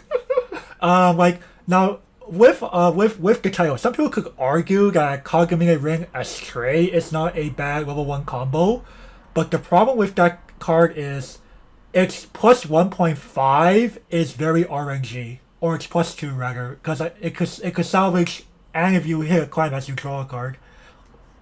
On top of it, it's on a shock trigger, which doesn't really work that well with the Sharing the World event. And she's in yellow, and splashing in for yellow is not that easy. Well, so especially the fact that you're at level 3, you need 2 climaxes. Like yeah. Of course, having a Jinsu Kaini Summer Festival clone really helped in the form of Raspberry. Absolutely. Yeah, but but I really cannot argue for Astray here. What is neat though, for people who like Soundless Voice, a Kagami Lang event makes that deck far more consistent now. Hey man, I'm just running Power Rangers over here. So I'm just playing Uro Changer. Oh man, and of course watching the deck in action. So it plays solitaire. It does play solitaire. Like a third of the game, just like. Wait! When are you ending your turn? You're still in your main phase. Come on, man. I have to mill cards. I'm not done. I'm still resolving serially. How many dig 3 times have you cast this turn? How many breaths have you eaten this morning? Oh man. Alright. And I don't ever see this set getting ban list hit, but if they were, that event is where it would be. Oh, of course. I wish I could limit 2 or something. But at the same time, well. Or even limit 1. Does Diva need more help? I think it's missing stability. Yeah, I think if it got another set and they put a decent level 1+ in combo on a gold bar, I think that's where you'd be at. Bunny Girl Union on a gold bar. They almost did that, but they put on a freaking gold bag. Yeah. Oh. Yeah, I don't know. I think if you just got like, even if they gave you like the Psychono level 1, you know, like. Oh gosh, that'd be too too much privilege. Or Shizuru. Or Shizuru. Yeah, Shizuru on top of Sharing the World. Please no. That winds up compressing as hard as Ultimate a little bit. Alright, so that concludes our analysis of the A tier. We're gonna go ahead and shift gears over to the B tier. Alrighty. Oh, you know what, Mike? You're gonna take this one. I'll take Cardcaptor Sakura. So this is an argument that I make. I don't think Cardcaptor Sakura is B tier. I think it's A tier. Maybe it's A- depending, but I definitely think it's solid A tier because I think it crushes basically all of the B tier decks without a problem, and it holds its own very well even against some S tier deck. Depending on how you run it. I know there's a lot of controversy depending on whether you're running the standby version or whether you're running Windgate.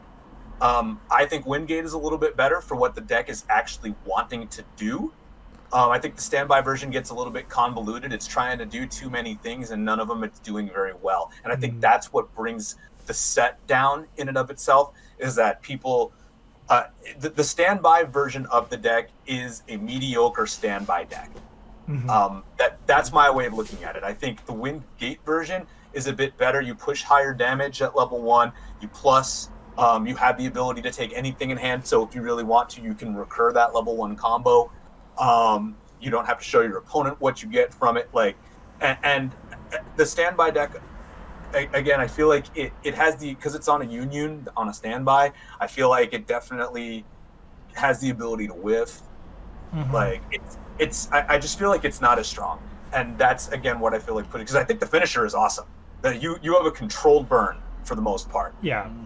And it basically heals, and Maçon de Tomoyo is an absurd event. Yes, it is. And there's a bond to it. Yes, there is.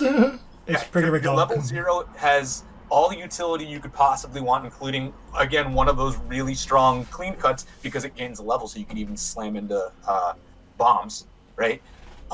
Your level 1 game, depending on what you're running, you also get that really good the level 1 bomb that basically is a drop salvage.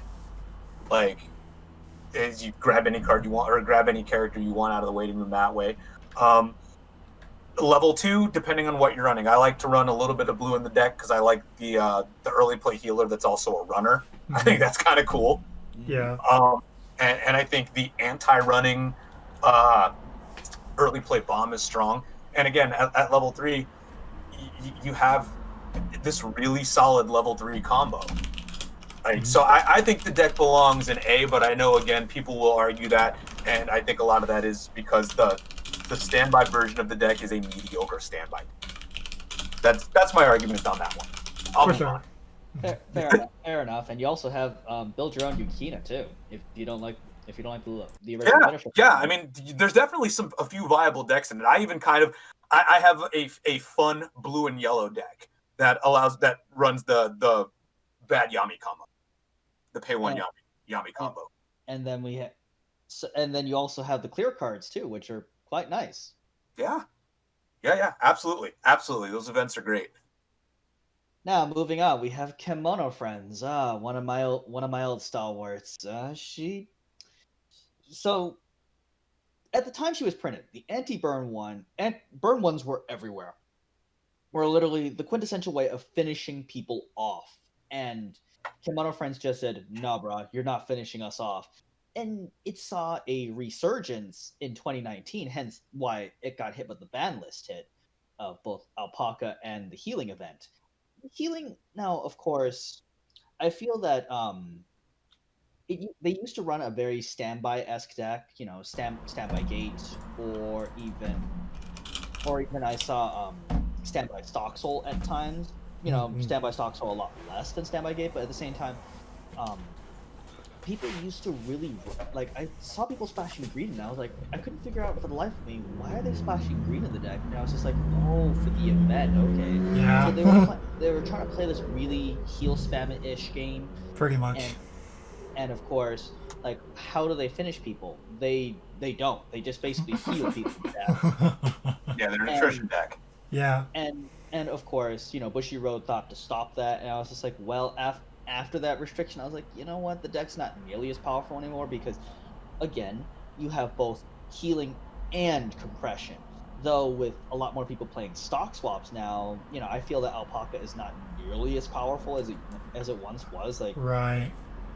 Of course, Capo is still like a very solid check against all the ping 1 times X amount of times decks. Yeah, like you have to remember when Kemono Friends came out. Kemono Friends came out right after Vivid Strike, which Vivid Strike when it came out had like one of the most broken finishers in the game.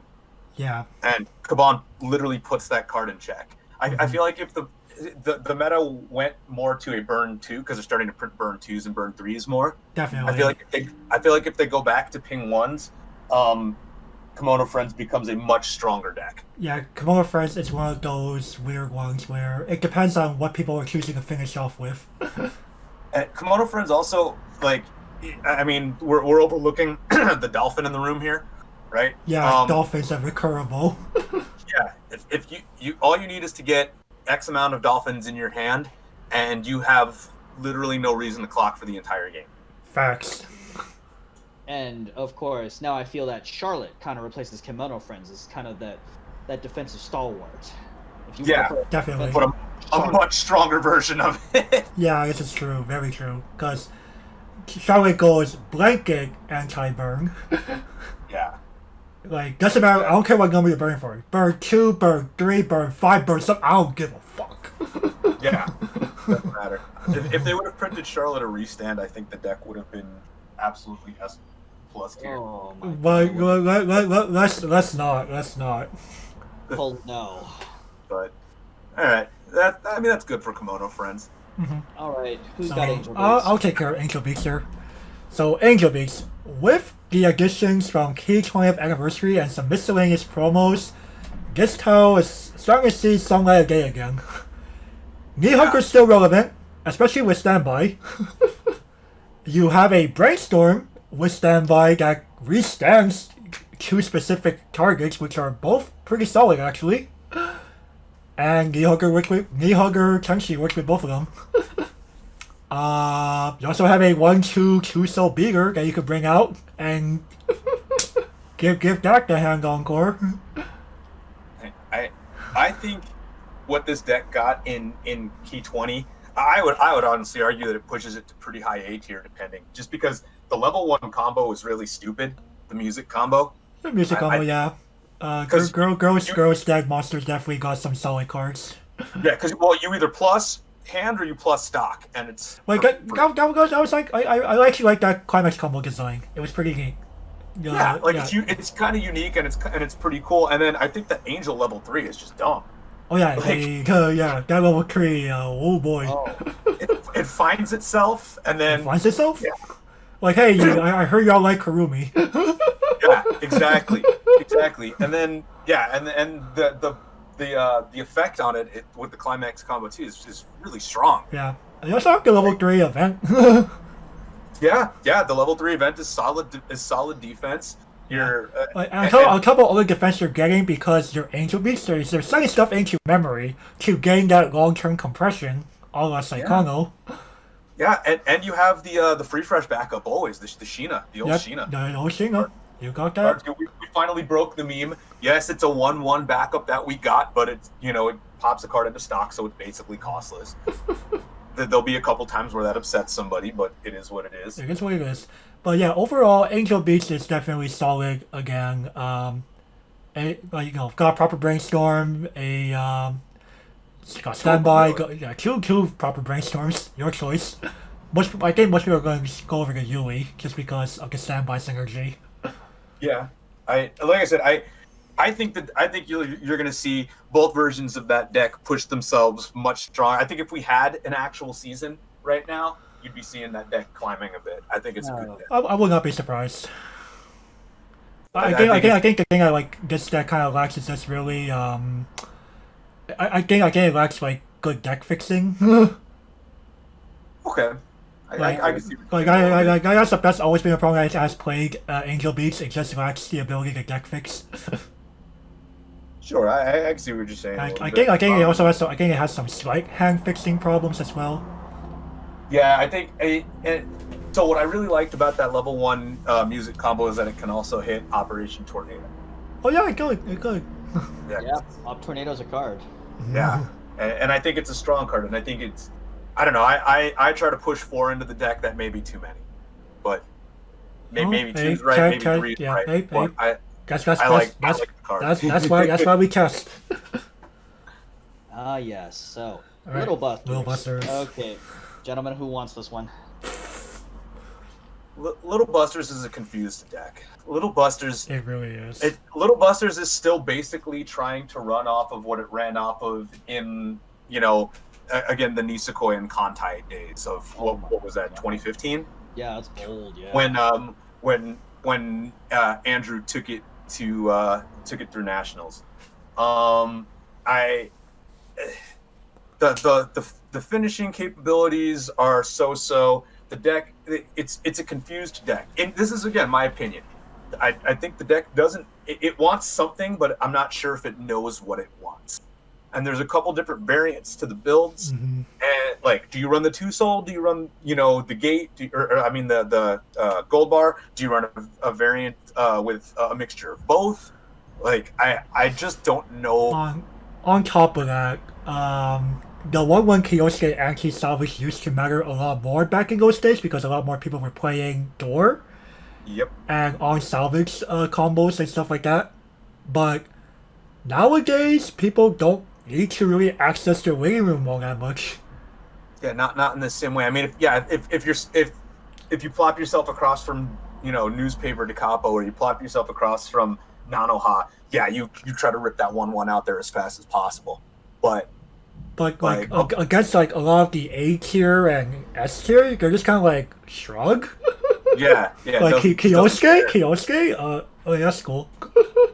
Yeah, like, yeah. I mean, unless you're playing like the one dude that's still rocking Osamatsu. Oh my god, I was about to mention the Osamatsu. I was about to say- Osamatsu. I mean, I still love that deck. That deck's still fun, but it's fun. That's it. man.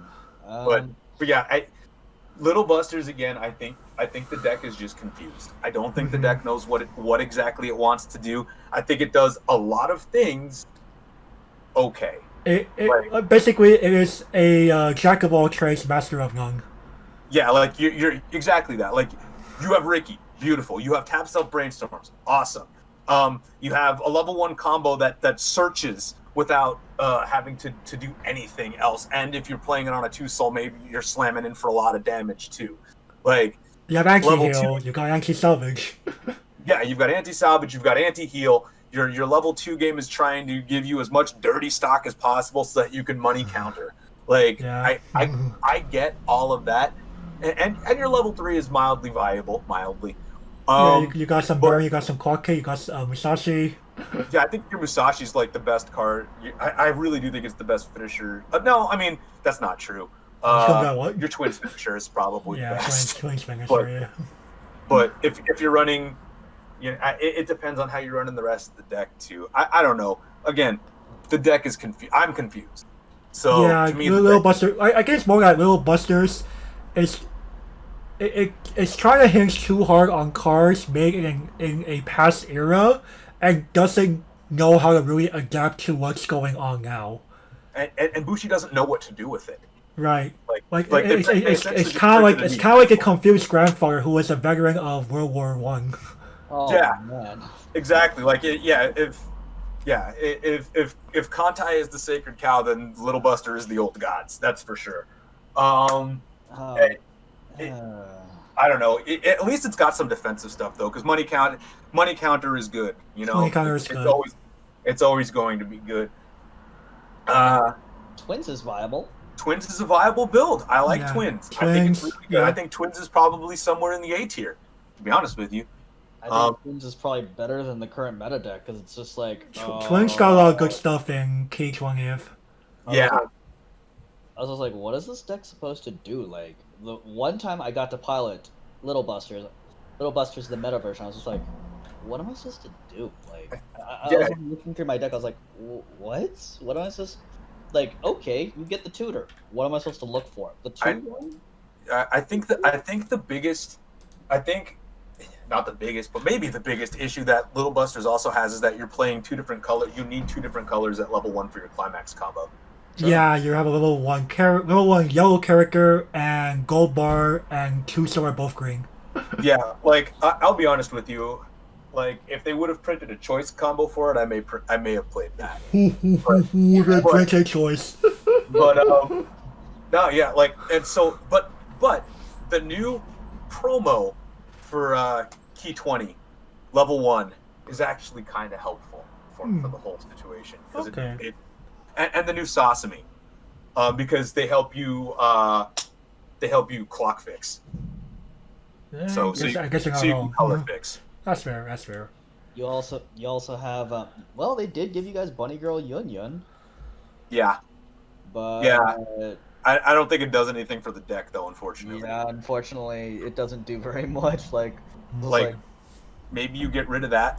Or maybe you get rid of the 2-1 combo for that, but I don't think so. I think the gold bar is still stronger. And if you're playing X amount of gold bars, I play the deck. I'm not gonna lie, I play the deck 8-bar, and because I use our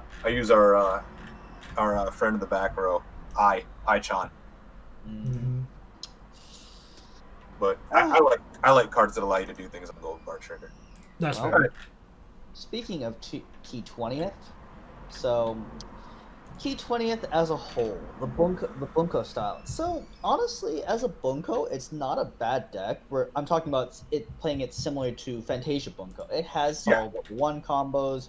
You have Nao, you have Yui from the music combo. If you're really into Bunny Girls, you can play the Little Busters Bunny Girl combo. You have Tenshi. She punches holes at level 3. You also have the solid level 3 heal. I mean, I would make the argument that you could run the new Kyosuke combo at level 1 in the anniversary deck. Sure. Yeah, you could. Yeah. You could go that route as well. I mean, there's so many different routes. Like you have a solid brainstorm. I mean, you just have really solid cards all around. I mean, you even have a good runner in Takajo. Like Takajo's not bad. I mean, you got a free runner in red in Sheena. Yeah. Yep. Yeah, You have Sheena. that rush. Like So- I would place the Key 20 deck in A also, but again, I understand that some of these decks haven't gotten the chance to see a season. It's not just that, it's also the fact that with the way that they made Key 20th, you could tell that a good chunk of it was dedicated to support the separate titles that it was meant for. Sure, except for Clannad, which got hosed and only has cards that really work in the Key 20 deck. There's that. Outside Because, like, basically, if it's not Nagisa, it's not worth. If it's not Nagisa or Ushio, it's not worth it. Well, for sure. But yeah, like the Krista and the Clean Cut are definitely made for the Key 20 deck. Right. I was just like, why? But for the most part, you could tell that like at least 75% of the cards were made for the individual titles. Absolutely, and yeah, because I mean, some of them give support to cards that aren't even in the set. Right, like What? you. But like, I definitely watched that video with that ran the restand event and the Tomoya finisher, and that was absurd. Yep. That was absolutely absurd. So that was pretty good. Like I was about to mention, like Tomoya is probably your premier finisher in that deck. So she can be really solid, or Excuse me. or she can whiff and be terrible. Well, I guess not whiff, but she can just be a bad version of Haruhi. So trouble. So it depends on where you want to go from there. Though Key 20th in general, like if you play it as a Bunko, I can't blame you. I really can't. Yeah, like I said, I think it needs to see an actual season. I think if we were in a playing season, I think some of the B tier decks would be a little bit higher up there, just because they're newer decks that people haven't gotten the chance to really experiment with enough. Like a month of Discord playing isn't an actual season. Right. That's why I was kind of conservative with the key titles, because I was like, well, Sure. do I really want to place them in A tier, or do I I'm just gonna go safe and go with the B tier. Sure, and I like I said, I understand feeling conservative about that. I think both Angel Beats and the Key Bunko set will stand the test of time and push themselves at least one tier up. Little Busters, I think, is kind of just hanging out where it hangs out. But again, just my opinions. Oh, so we have Vivid Strike next. Woo! Mike, you got this one. All right. Vivid Strike. Vivid Strike has a few different solid builds. I think the biggest draw to the set is the fact that Fuka has the potential to be an absurd finisher. I'll argue that Fuka twisted the meta so much that they printed Kaban afterwards and started printing a lot more in the way of level 2 stock bombs and bottom deck early play killers. Just to really go to deal with a card like Fuka from just getting out of control. Yeah, like I have played many games where I have 2 to 3 Fuka on field at level 2. You can it's on a gold bar. You can slam that climax turn after turn. You keep putting the card. You side attack with the card, obviously the first while you're at level 2, so you build up the burns underneath it. And then even if you only have one left, you're by that point you're pinging for four times or 5 times. The fact that the back row, both you have a back row that saves it if it gets reversed, so it takes those red bombs out of place, and the red early play on field killers, and you have the back row that gives the middle slot hexproof, so they can't use any kind of backups on that. Like anti-change backups, obviously you use a regular backup on that. Yeah. The more cards it eats from your deck, the bigger it gets. And I do run the event that allows you to rest it if it gets reversed. So I think the deck is really strong, Right. but I think they started printing things to beat that card specifically, and that's what brings the deck's tier down. That and the Right. fact that your level 1 combo again, you are likely running a Shimikaze. Right. I because it's on your gold bar, guys, on your good brainstorm. Yeah, your But brain. on top of that, I've seen some builds splashing a few Ring A cards to be able to play Ring A Swish. Yeah, I was about to say, Wish. Anybody? Yeah, no, definitely. I definitely, and I had gotten into an argument with somebody about this like probably 2 years ago about on the board because I like to argue with people about the argument between whether mono green is better, basically mono green with a little bit of splash here and there, or whether blue green was better. And I understand the reasons to play both. I really do. I'm super what's it called? I'm super aggressive, so I like to play the mono green version. That's fair. Because I'm like, I don't care if I die, I'm just gonna kill them as fast as possible. But the blue version definitely gives you a lot more reach in regards to early healing and sack counters. Oh yeah. Which is very important back in those days. Yeah, I mean, I think sack counters are still a good play. Like I think a 2/1 sack counter that heals to hand is probably an absurd card. Yeah, like there are people who were telling me, like I had a guy tell me when I was playing Madoka, like you resolve Sayaka's wish, I scoop. Dude, Sayaka's, I mean, because you play those cards at a 4 of, like that. It's a 2/1 heal counter. That those cards. It's in a vacuum. It's a fairly broken profile in my opinion. Just that card, but again. I totally get why Vivid Strike is down to B tier. There's just too much that counters what it wants to do at level 3. Because you need more than one turn of that Fuka on field for it to matter. I'm not going to pay 2 so that I can ping you, once. The game has gotten too fast. The game is, and Fuka is much better in a grindier level 2 game. Like, holy crap. And the reason... And the fact is that your level 1 combo's on reverse, which if you're on reverse +1s, no. Again, this is more like a 2016, 2017 era where that stuff was far easier to get off.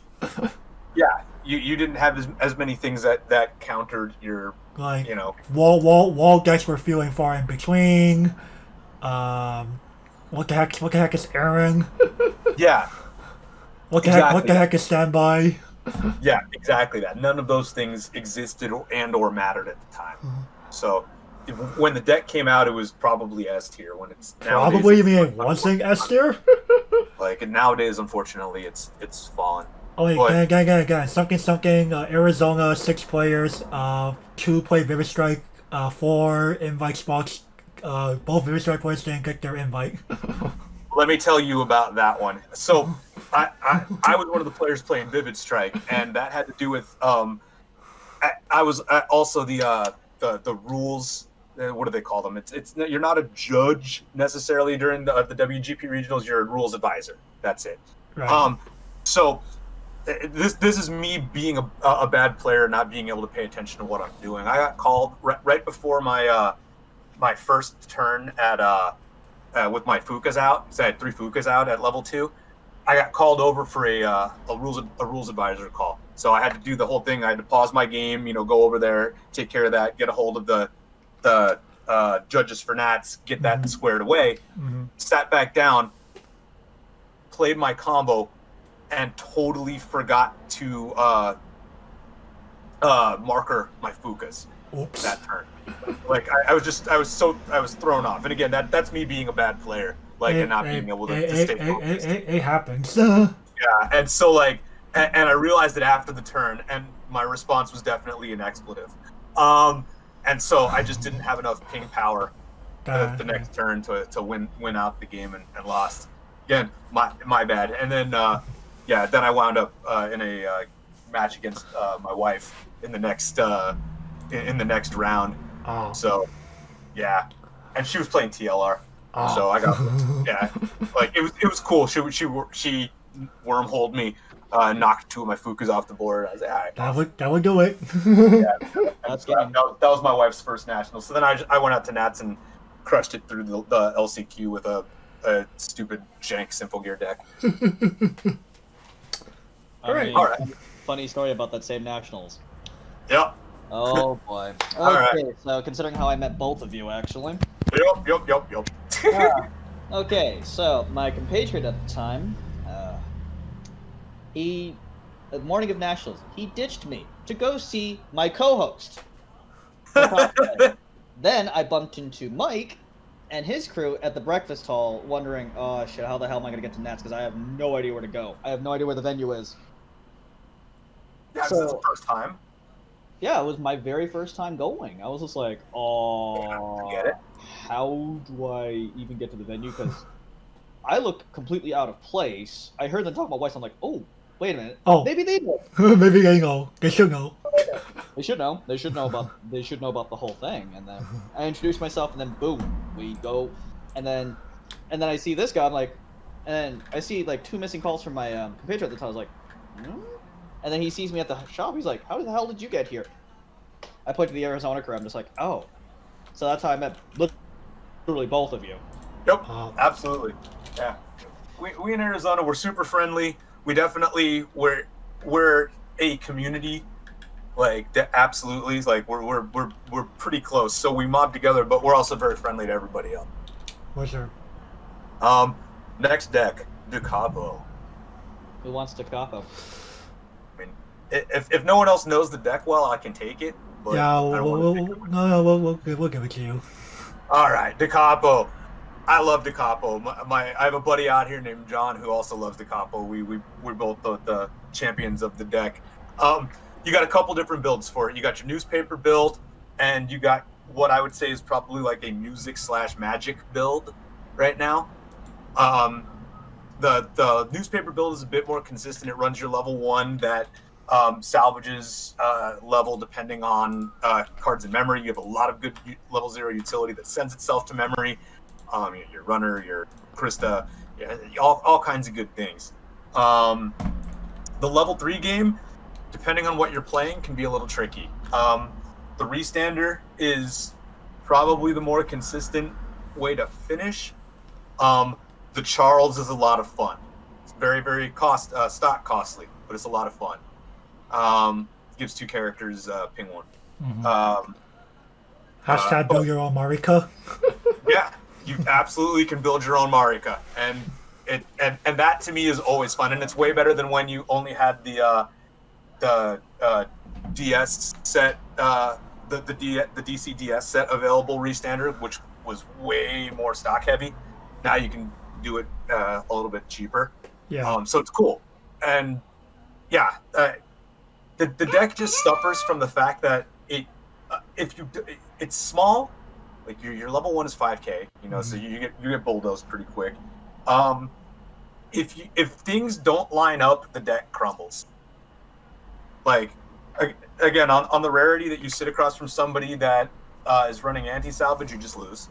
Mm-hmm. If you can't get enough cards into memory, you can't get what you need.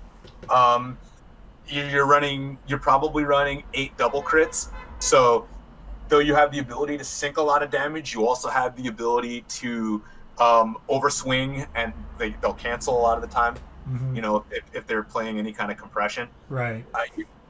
It's a cool deck that has a lot of fun tools. It's not terribly strong. I actually like playing the magic deck a little bit more. That's fair. That's the one that has the level 1. Again, it's a Shimakaze at level 1, but the level 3 is essentially a Yami. And if you're old like me, I have access to the 2 souls, and so like Yami on a 2 soul is a lot of fun.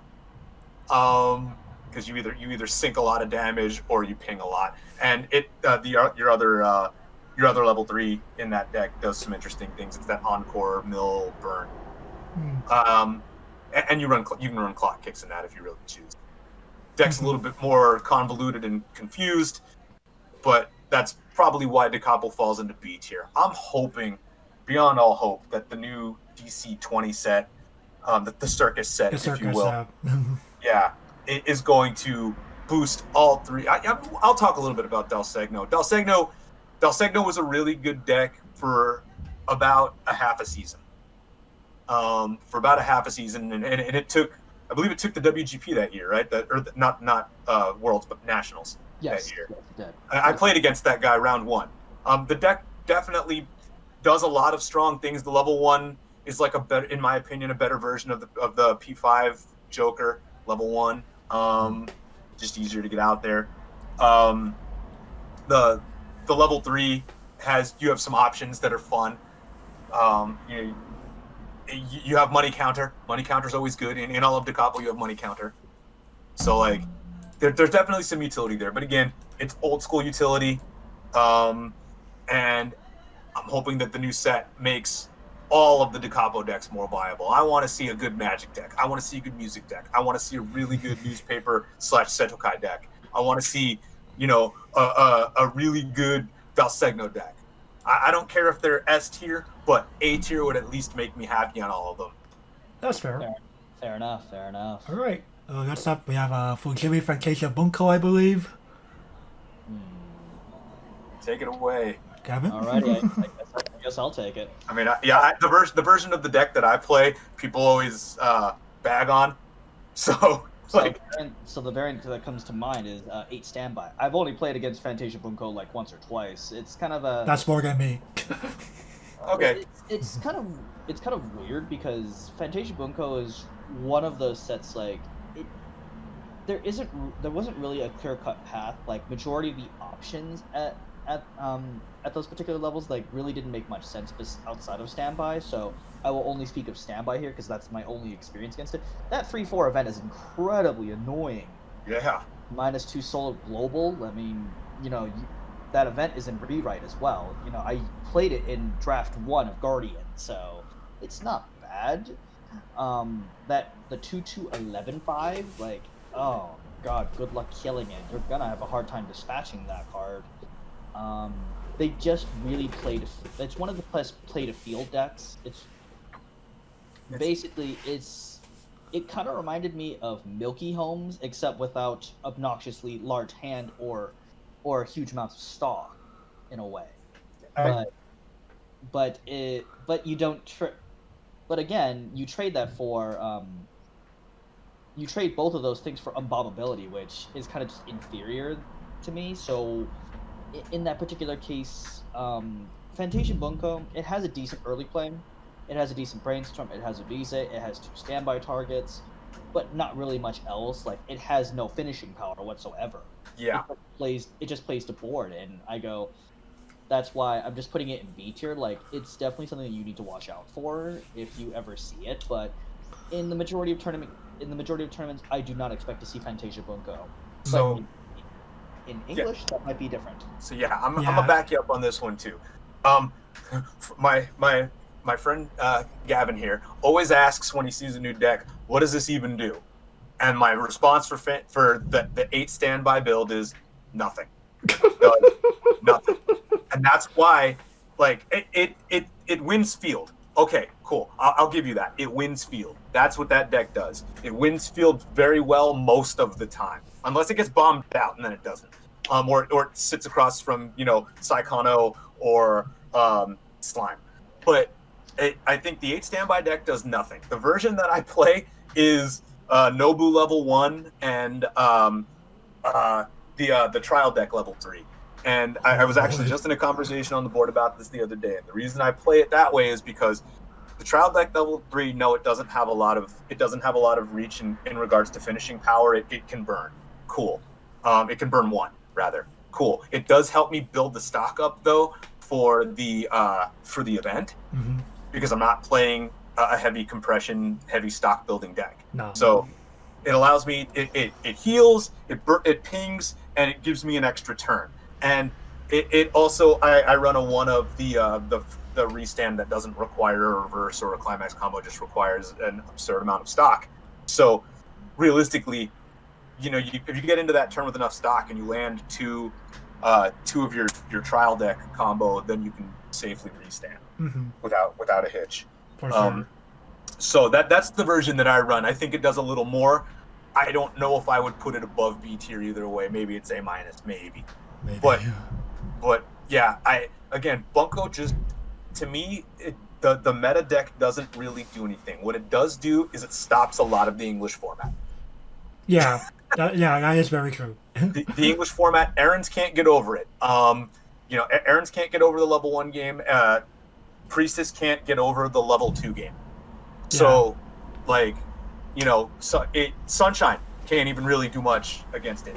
So there's a lot of them. It shuts down, or at least pushes a good game against a lot of the English meta. So I can see it being a lot stronger there. Even though, again, it's a little bit harder to play than most of those decks, and it still doesn't do it. Right. All right. We can move. Yeah, let's move on to Fate. I'll do this one then. So Fate, this is one of those titles that has been around for ages, and you could tell when a card from its very first set is on the choose one restriction list. Good Friends Trio, heal 3 for 3 stocks, seems good. This deck used to just be this very powerful attrition, heal spam deck that plays 8 gold bar with, you have a Sakura combo that's like, okay, she's alright. And you have your Rider combos that's like, hey, no fun attacking here. On top of playing all these heals, and you're just kind of like, let's go. And with the choose ones, 5 choose ones, which is really effectively 4 choose ones if you really ask me. This deck has really lost a lot of its luster. It could still play a very powerful 8 gold bar high advantage deck that can still do some of the attrition with the Rider combo and still has access to some decent top end, but losing a lot of choosing one of the choose 5s really locks you out of a lot of other good cards. Yeah, so with Fate suffered from being just underpowered forever. It did. And it was a joke that Fate was just never going to get strong. And then they gave it this set, and it made it this super attrition-y, really obnoxious deck for about 5 minutes before it got banned. Now there are definitely routes that you can take to make it still okay. You can use the Hollow Ataraxia Avenger. Avenger instead of the Shiro. You can use the Sakura green Azusa. Yeah, the green Azusa, because you're running a mostly green deck. You probably hit as many cards in that as you would have hit with the Ilya Master. Right. You're running in that case. You have your choices really between your Free Fresh and your Event, and that's a weird choice to make. It is. For me, maybe you run the Event because the Free Fresh requires you to be in a different color. I don't know. Well, I mean, there are enough good red cards to splash in. There are. You got your new Drop Searcher. You got, I don't know. I watched somebody at Nationals in a money match play the laser beam version, and I thought that was a lot of fun. Laser beam version. Yeah, that's what you call it.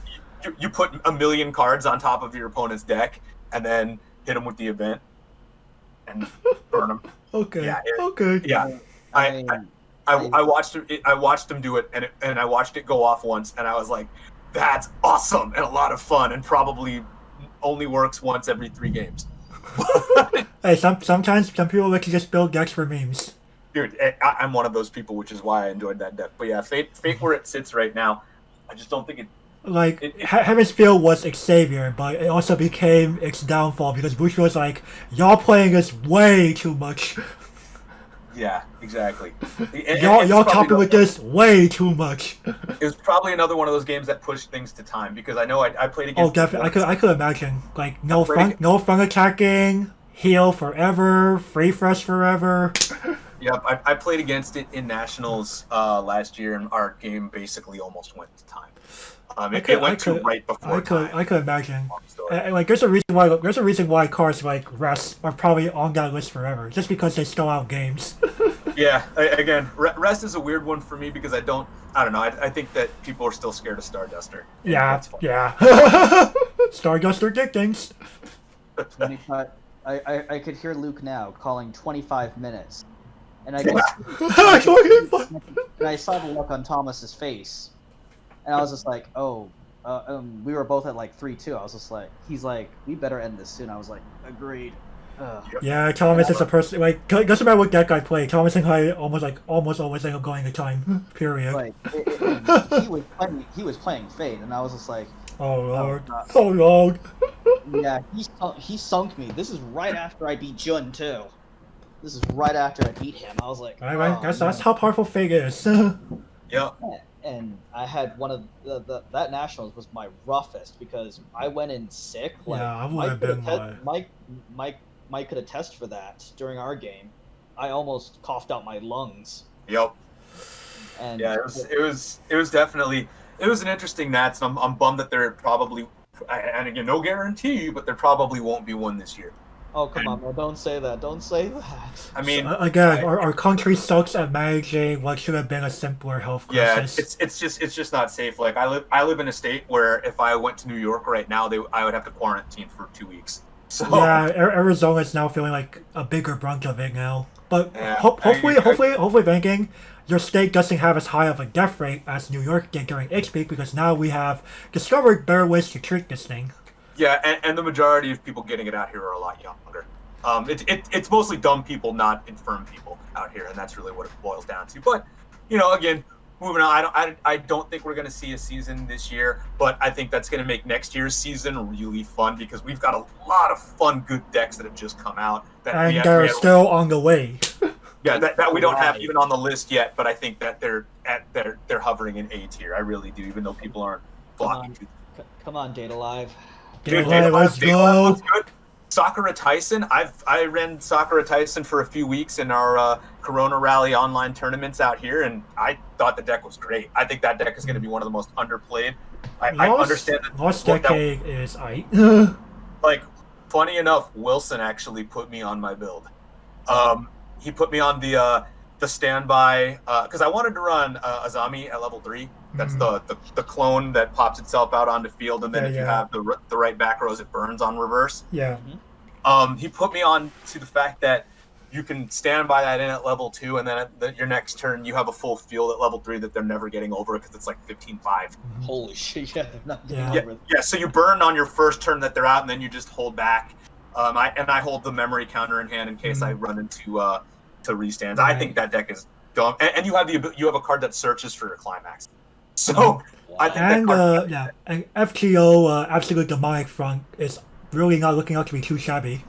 I don't think it's bad. I really don't. I built a MASH deck because I'm a dumb MASH nerd, but like I love her character. She's great, but but like I think that the deck is fine. I think you can run it blue green or red green, depending on how you're doing it. And if you can pull enough stock in that deck, you can do stupid things. Oh yeah, the green top end looks.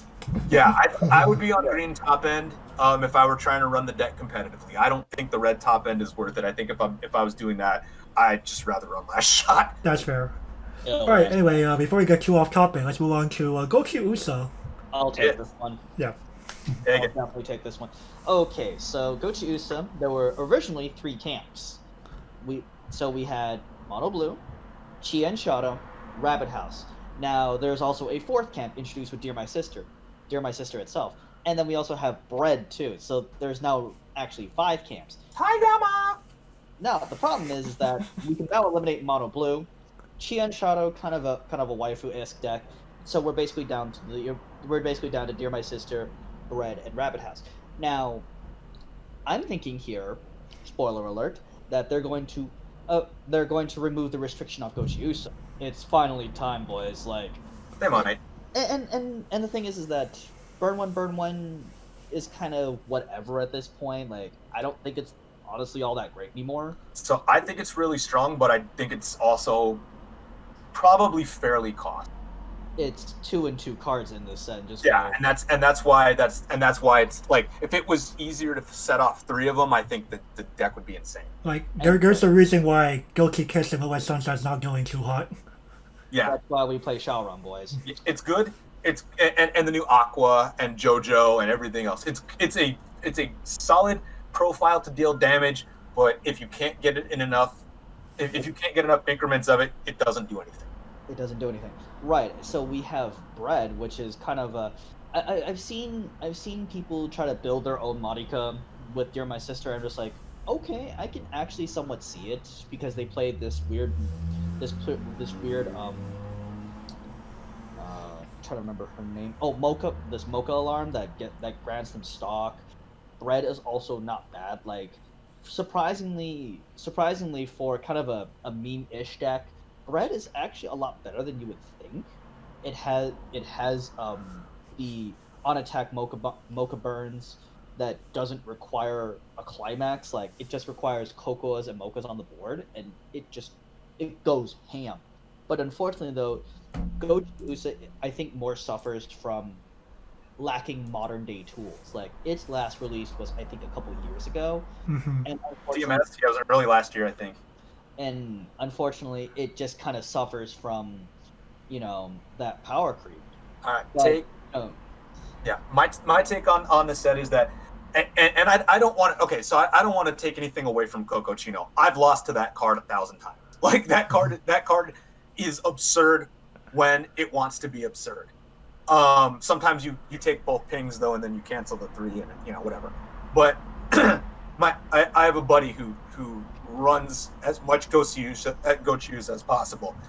I think the strongest deck in the set, at least out of, because I've run all of the decks in the set. I think the middle schoolers deck is the better deck. The mono blue deck, really. I think it has more. I think it has the ability to do more things. It doesn't need reverses at level 1.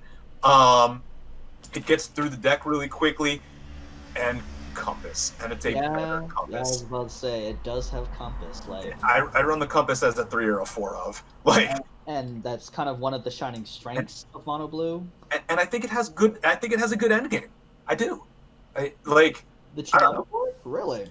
You do have a standalone finisher, if I remember correctly. What's that? There's a standalone finisher for Mono Blue. A standalone restand, if I remember correct. Yeah, there's a few different directions you can go with it. There's a good restand. There's a burn, and this is usually like a burn 3, because it's burn for the highest level of character you have on the field. So it's usually a burn 3. Yeah, like I really do think the middle schoolers deck, it's just not played very much. I think it's probably right now the stronger deck. I also think that when the new season comes out, we're gonna get another. We're gonna get a. I was about to say, go choose to set 4 when we could really use the help. Guys. It will probably be after the new season releases. Yeah, we're gonna get a Chino Amelia. That's what we're gonna get. Unless what will happen is, if they just they could just choose to just leave it in Rebirth for you. No, please no. They might be dealing with Revue Starlight. Well, I won't talk about Rebirth too long, but what I'm going to say is that I'm really bummed that game came out right in the midst of a pandemic, because it's a lot of fun, but I don't think it's going to last because of the fact that there's literally no way to play it outside of Discord. Like, nobody ever got the opportunity to play that game in person. Only Japanese people, really. Yeah.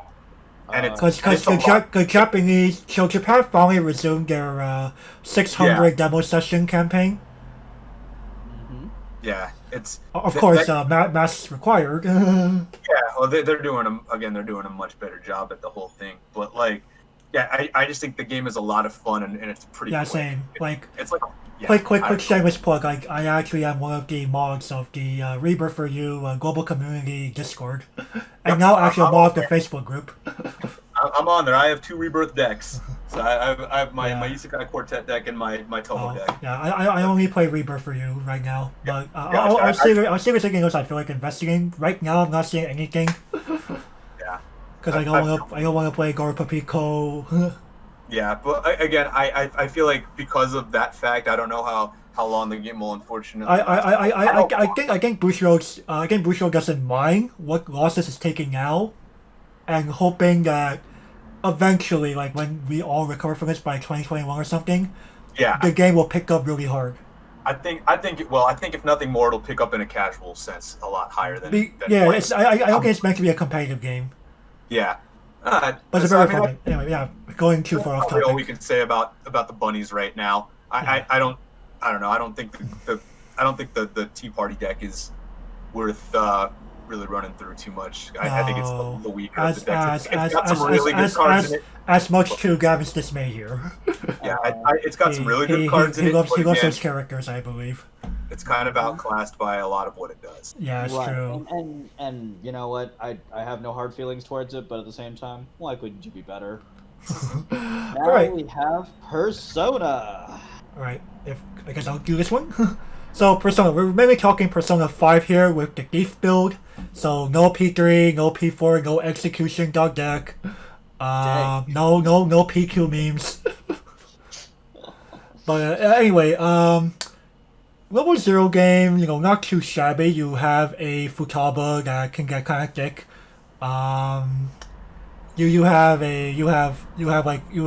Unfortunately you have a Cap 2 Brainstorm, but it's no big deal. It at least powers up your front row center slot.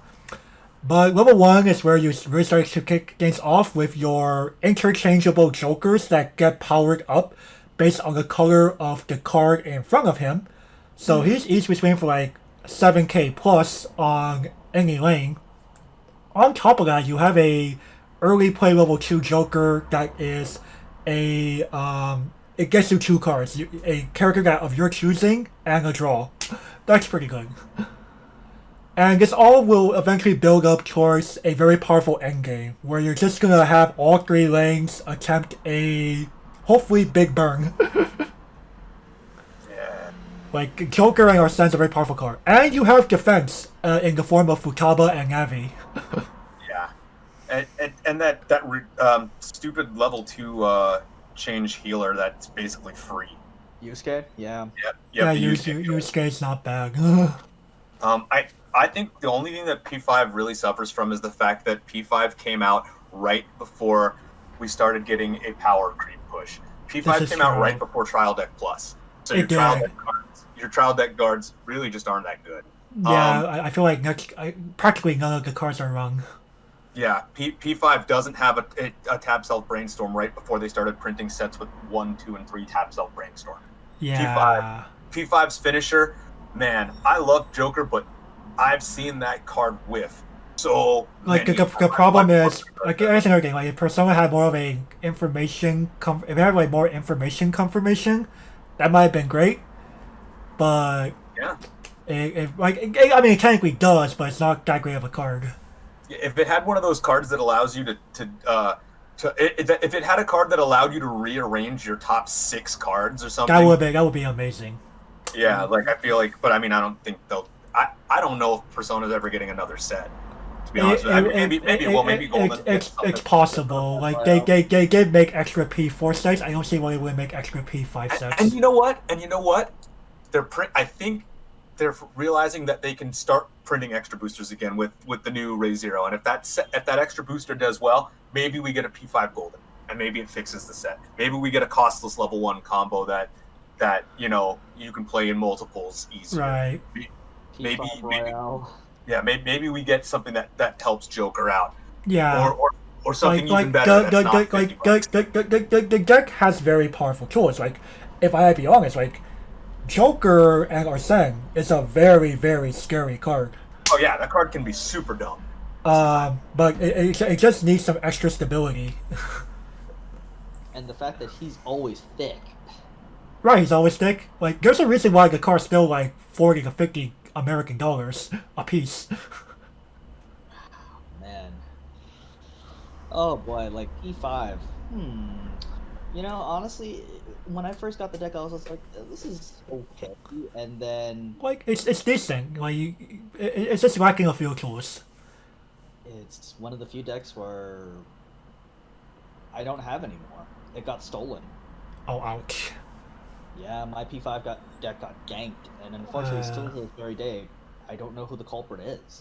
I have a friend that has a similar story. My friend, one of my friends bought a deck from a seller online, and it got to him with the envelope opened and nothing in it. Oh, what the? Yeah. So we don't really know exactly what happened there. He's trying to go through PayPal still, I think, to reclaim some of that money there. Like if he paid through goods and services, then he should be protected. Yeah, I don't know exactly because it's again it becomes a waste. Post out, yeah, I don't know. Yeah. But I had a buddy that happened to with P5 cards. But yeah, so for when locals opens up again, everyone be more protective of each other. Yeah, absolutely. Let's not make our locals into a battlefield or a gang turf war.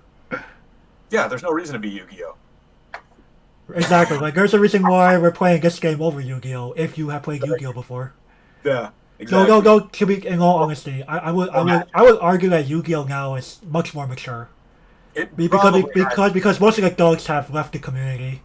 Yeah, that's true. I feel like Magic's sort of taking the brunt of it at this moment with everybody that's being busted for cheating or this or that.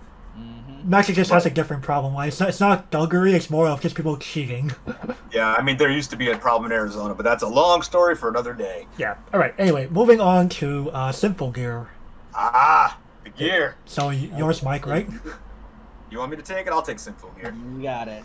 Simple Gear's got a couple decent, solid builds, but unfortunately, it just can't seem to claw over a lot of. It can't seem to claw over a lot of the A and S tier decks with consistency, if that makes sense. No, I see the standby build is a little bit outdated for a standby build, right? Mm-hmm. And I run a Billion Maiden build, like I run Billion Maiden obviously with the old promo climax and my build. Yeah, my build's red, green, blue, and I'm using the Mocha top end. Obviously, that's the Tsubasa Mocha effect top end.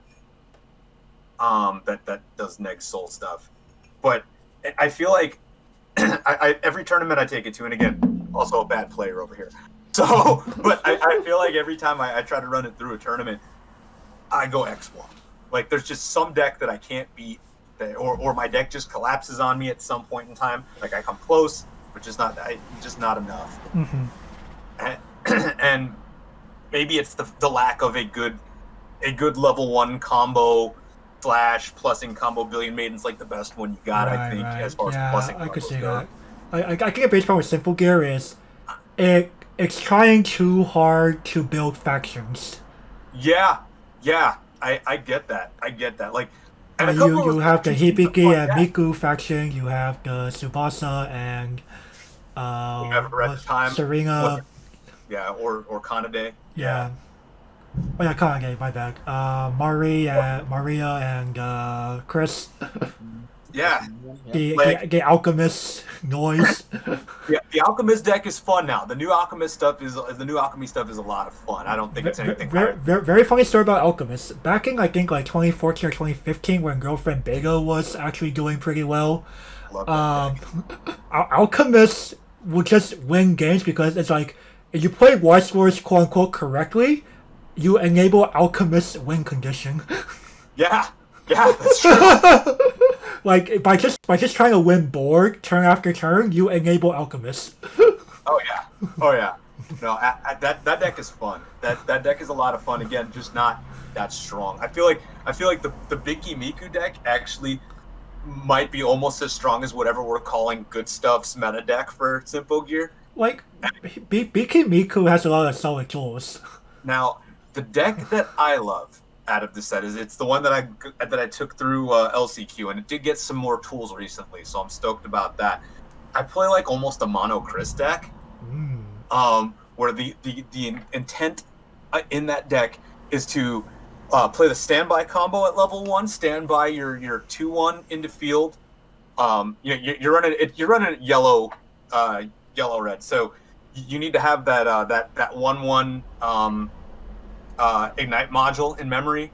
So you pop the 2/1 out there. It's like a 2/1 10k, and then you at the end of turn you change from hand into your 3/2 Chris with the damage scry. Right. Mega Death Fuga Chris. Yeah. And so you're running an 11k 3 soul damage scry out at level 1, and you could like very consistently like full field those by the time you hit like early level 2. Yeah, it helped that the latest set did help the Ignite module level 3 stuff quite a bit. Yeah, and the standby deck also allows you to obviously, and this is with all the standby decks, it does allow you to standby in that Chris that they printed that burns 3 on attack. Right. So that's cool too. Like saves you the stock for that. But yeah, the deck just It's Evolve, Chris, right? Yeah, it's too inconsistent. It falls apart. It was really good for one tournament right after it was printed. I liked it a lot. And then the standby version, even though I felt it wasn't that strong of a deck, was always like an A-, and now it's just down to a B. It doesn't do enough. I don't know. Maybe I'm wrong. I think Sinful Gear kind of suffers the pre-Dal Segno the Capo problem. You have all these cards, but because of how factionalized they are, it doesn't boost the title overall that high. Yeah. Nanoha used to have a similar issue. A lot of flavor. Yeah, I get it, but man, I don't know. If you can run Bang Dream decks together, you should be able to run Sinful Gear decks together. I guess it's because of how name locked everything is. Yeah. Whereas in Bang Dream, like eventually Butcher realizes after Girls Band Party Volume 1, but Girls Band Party 1 had way too many universally splashable cards. Yeah, music. Remy Brainstorm got you anything. Mocha and Yukina didn't care what decks they were in. No, and they still don't. They still don't. That deck you look at finishers made after that, and they're far more specific. Yeah, again, that's why that deck hovers between A and S tier, depending on the week. Depending on the week. Well, yeah, I guess Sinful Gear just suffers from an overall unified identity problem. Yeah, no, for sure. I definitely feel that. We can move to the fun deck. The fun deck, Star Wars. Oh yes, Star Wars. I will take this one. Sure. I just have an opinion on one card in that deck, and that's it. One card. So let's see. So, Star Wars, unfortunately, is not allowed in competitive play outside of Japan. But apparently, it's 4 colors, and hot damn, is it a weird hodgepodge of cards? Star Wars suffers from identity crisis. Like, it really everything does. Is either trait, name, or color locked in some manner or faction. The entire meta deck is composed of cards that literally are none of those. Like, you have Han Solo, aka Harrison Ford, being your premier level 1 combo, but he's kind of he's weird because he requires both a reversal, but he does dig 3 and take anything. So just like Cardcaptors, except you need a reversal. But Chewie fixes that. Yeah. Chewie does fix that, and then you have C-3PO getting you stock. You have R2-D2 serving as your Riki profile. You also most expensive Riki in the game, right? Yeah. I think it's still like 3480 yen or something like that. It's 2980 actually. And then you have, you also have Darth Vader being your brainstorm. You have Leia being your counter. There's a whole bunch of other stuff. However, Star Wars has the basic tools. Unfortunately, though, they're just mixed throughout everything, as opposed to being one unified thing. Like, you could go ahead and play mono red Vader waifu, but you're missing a lot of things by playing that. You're missing a hell of a lot of things. No, to be fair, the force keyword that they introduced for this title is very, very neat. Oh yeah, it's fun. It's very flavorful. I think it's very overcosted on all the cards that it's on. Oh, of course. For the most part, yeah. But at the same time, it's also a good way. It's also a good combat tool against back row dependent decks. Absolutely, sure, absolutely. Sure. Or back row dependent players. Yeah. Now, you also have where Star Means excels is its level 3 game. Like, you have Darth Vader being Mikasa. You have a Musashi, and you also have the emergency panic button, Jabba the Hutt, who literally blows your entire board in response. Yeah, okay. He's like a better version of Yuri from Angel Beats. Yeah. Like, you require reversals at endgame? What targets? Kaboom! Yeah, Jabba the Hutt is like the reason why you splash into green. And like, oh my god. Like yeah, Vader for red, Han Solo for yellow, you're already playing blue R2D2 Riki, so you could play like some Luke cards. Yeah, hey, some Luke Skywalkers. My hot take on the Star Wars deck is that I really think that the mono red deck is the most consistent out of it, and I think it plays one card that I think is the best card in the set, and I think it's sometimes overlooked. I think that early played Vader is insane. I agree with you. Yeah, early play I can see that. Early plays easily. He heals. He's anti-burn in the lane, and he allows you to burn on reverse. Yeah. Right? Is it on reverse or attack? Very I don't know. solid. Yeah, he has the ability to burn one way or Yeah. another. So he functions like, I feel like you play in the mono red deck, you play 4 of that and 3 of the Mikasa-esque Vader that's heavily costed. Like, because I think it's a better card. I think it shuts down. If you can somehow manage to build enough stock in hand to drop 3 of that card at level 2, it's insane. Your opponent does like nothing. I also think that people play Emperor in that deck when they shouldn't.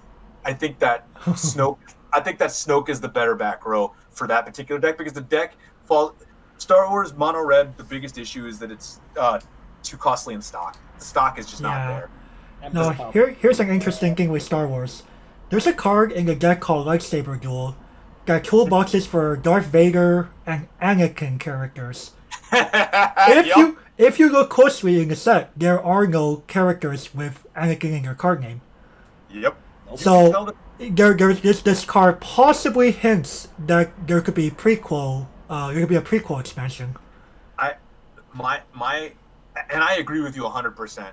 I think that what it was there were other cards that were going to be in this set that didn't make it. Right, because there might have been some licensing issues, and he wanted to get it out as quickly as possible to coincide with the Japanese release of The Force Awakens. Yep, I think that's where it's at. Yeah, I don't know. Star Wars has the making of a very solid title. Yeah, it just needs a few more things, and it can definitely get up there. Yeah, it runs into certain issues that Girlfriend Beta runs into with the color locking color locking, identity problem with traits. Yeah. Oh boy. Like, you have cards that are like, we only find the Empire Strikes Back, we find only A New Hope, we find only Revenge or Return of the Jedi, we find only The Force Awakens. Yeah, our runner might hurt us. Like, yeah, it's I get it. I want Star Wars to be good, damn it. I know. We all do. We all do. And, I mean, a B is still an 80%, right? Yeah, that's true. You're not wrong. All right. Who wants ghosts? Who wants ghosts? I know like nothing about this except that All it has right. like a poverty Aaron. All right. Ghost is funny because I honestly think that the meta Ghost deck could probably be called A tier, but I know it's not played a lot. And it depends on what you're calling the meta deck. Because there's conversation as to what the better level 1 card is. I think with the way that the deck wants to build itself most of the time, you're probably running yellow, red, green. I really do. The deck relies on the purpose of the deck is to get cards into memory so that you can burn with your unit at level 3. I think some people make the mistake of trying to get too many different colors into memory because it burns for the amount of colors, right? So I think a lot of people push so hard to get cards into memory that maybe they don't realize or they don't care about the fact that burn 4 just isn't that good. It's not. It cancels so often. I want a maximum of 3 cards in there and usually 2. I would rather burn 2. I just would most of the time. Like, and again, that's just me. Again, not a great player, but me. So the contention comes over between, are you running it with the yellow? Because the yellow level 1 combo has the ability to be really stupid good. It can plus your hand really, really strong. It does get big. It avoids bombs, depending on if you're running the deck based off of the act abilities. It's really strong because you also got that promo the shop promo that rest a character, boost itself by something, and then that sets off all your other act stuff. Or you run the Oboro. And the Oboro is essentially just the Psychono level 1 on a bullet gate. It's got your twin drive on it, you know. I guess it's more Megumin. It's exactly Megumin, right? Except on a book instead of a gate. It's 6K on the turn it's played. Your twin drive and your Aaron ability are based off of your climax combo. You don't need a reverse. Correct. Some people prefer that. What's up? And I honestly can't blame people for picking either combo. Yeah, both combos are solid. Your secondary finisher is the clock kick, and it's a strong clock kick, or it can be. I don't know. Like, again, I think the deck has. There's so much level 0.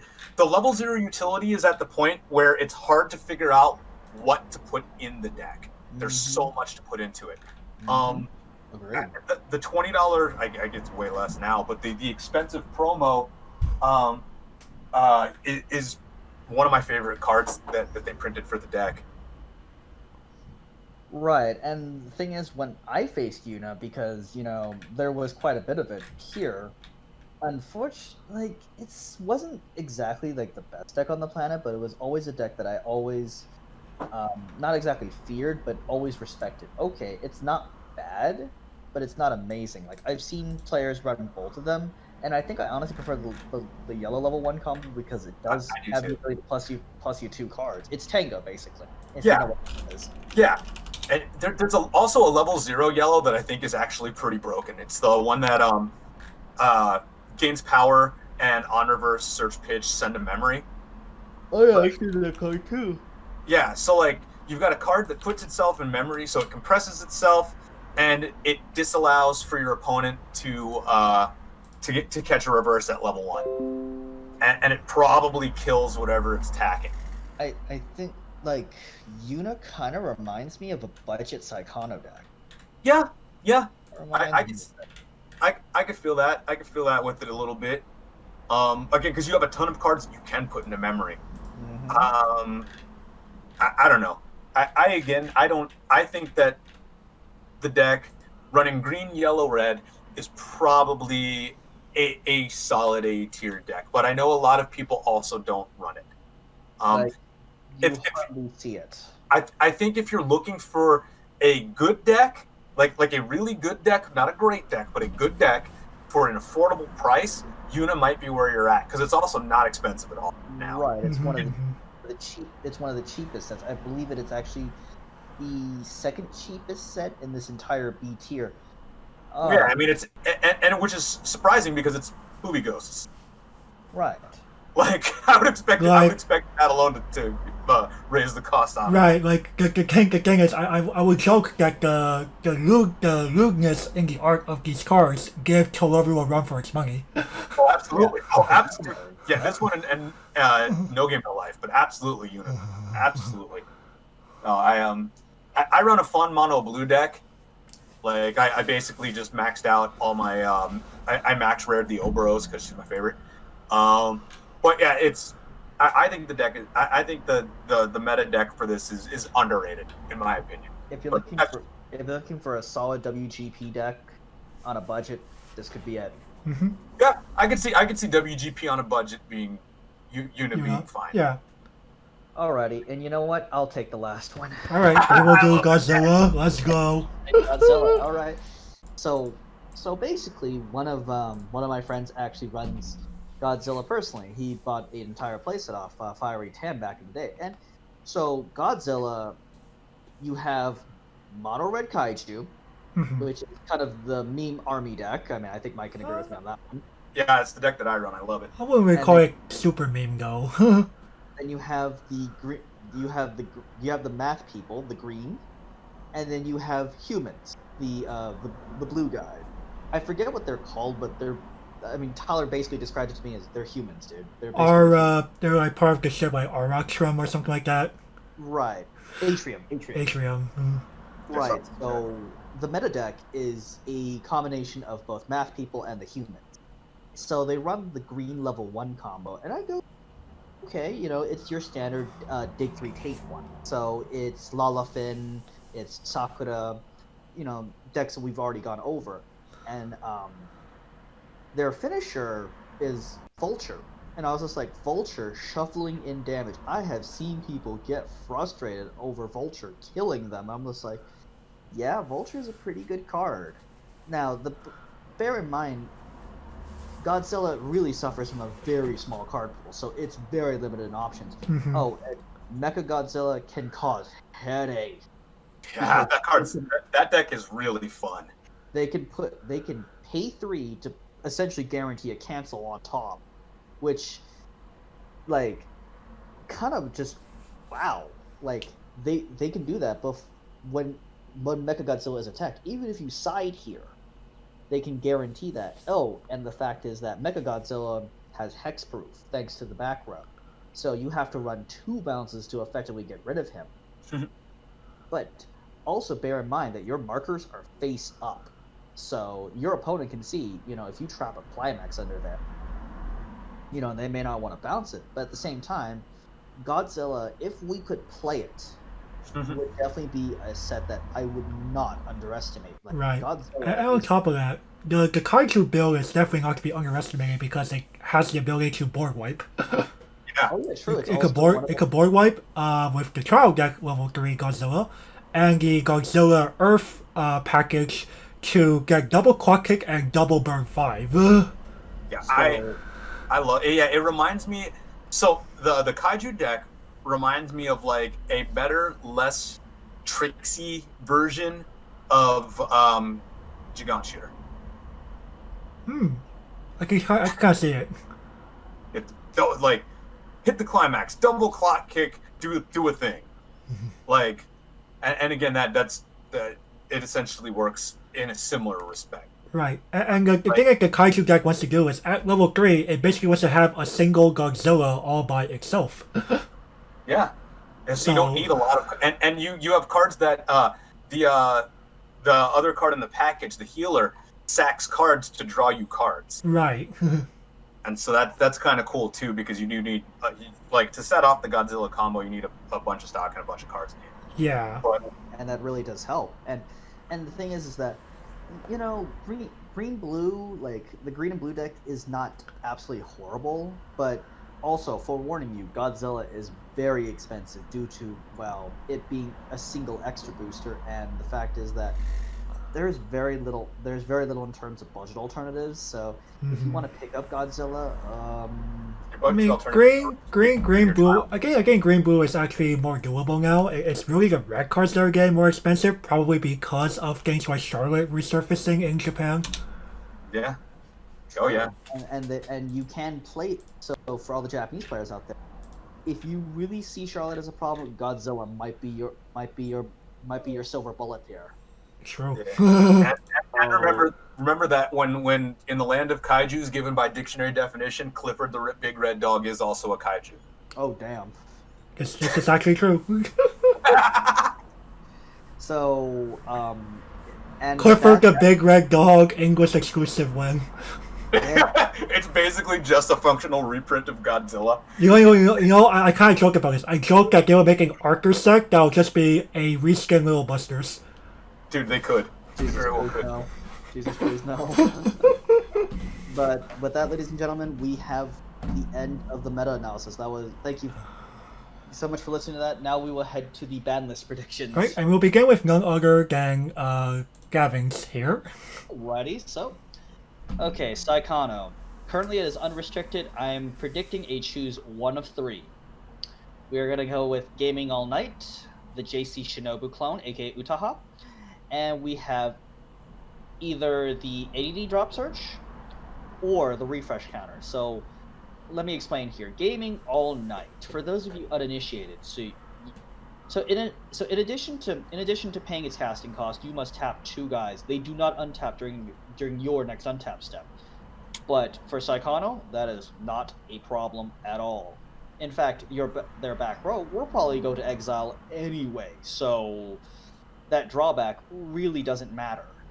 So in exchange for that, they get a tutor for any card they want from their deck, and they get clean stock from their grave. Like, holy bananas! Like, that just makes Saikano even more obnoxious. Mm-hmm. Like, the drawback isn't there. and they get effectively like an inflated bunny girl Yun. Like that's bananas. They get to effectively cantrip the event and free stock. JC the JC Utaha. Yeah, she's part of the whole. You pay one, she contributes. Her going to exile contributes to your gameplay anyways, and you get to recur any card on the board, like a heal or say a card that you don't want dead about to be destroyed, and then it just saves them. Like, holy shit. It allows you to pay out dirty stock. Like, this card does so much for that deck. The drop search. The drop searches have seen a huge resurgence as of late. This power pumps anything by 2,000. This is also, it goes to exile, and it's also a drop search. Like, wow, it does a lot. And especially since you're playing bars, like, you flat out bars with ADD. Now, the refresh counter. This is kind of taking a page from Bang Dream's ban. They decided to ban, a card that Japan absolutely loves their refresh counters. Like, holy shit, refresh counters are everywhere in Japan. So that's why I feel to lower its consistency and make it slightly easier to kill, ban the refresh counter. And I've never seen anyone pick the refresh counter as part of their choose one of three. So that's why I feel that either or, like, I didn't want to be too mean and pick and just include the refresh counter as a choose one of four, but I think as a first slap on the wrist, choose one of three is good enough. Alrighty, moving on to Monogatari. It's finally time. Like, holy balls, Batman. It's been a very, very slow unbanning process for Monogatari, but I think they can finally get both Hanakawa and the snail back in, like, thanks to stock swaps being literally everywhere now. I think it's finally time to give them Hanakawa back. Like, early plays can easily contest with Hanakawa now. As well as standby 2/2s. Oh yeah, standby and 2/2s as well. So Monogatari does not have standby due to its age, and also the snail. While it was very impressive back in 2016, I think that most decks can handle it now. And especially things like Charlotte. Yeah, Charlotte just says no to the snail. So now here is the controversial pick that I see a lot that neither one of my other co-hosts picked. Gochi-Us. I think it's time for them to come back. I think it's honestly time. Like, the 1-0 Cocoa anti-change counter. We have level 1 anti-change counters now. They're becoming more and more prominent. That's why I feel that Gochi-Us can get theirs back, as well as the quintessential finisher, Chino and Cocoa. It can be splashed in a lot of decks, and I feel that, like, they printed one in Guilty Kiss, and, Love Live Sunshine players are literally not playing it. So I think it's finally time.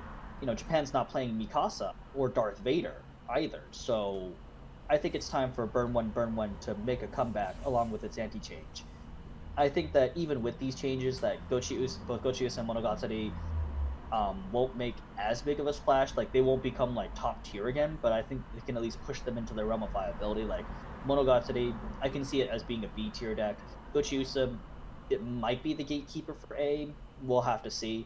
And Saikano it won't go down to A tier in my opinion if this ban were to happen, but it might become the gatekeeper, pushing Sao ahead of it. All right, I'll pass the baton on. Alright, it'll be my predictions to up next. So I also agree that Saikano should definitely get restricted from his current unlimited status.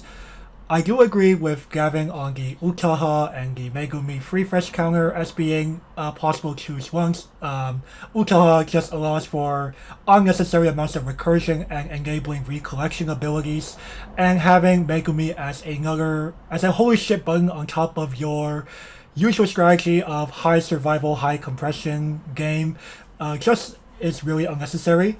Now, instead of Eriri, I'm picking Izumi. Izumi is a mill runner that is also an act. Pay 1, set yourself to memory to look at up to the top 4 cards of your deck for up to 1 game character, add to hand, mill the rest.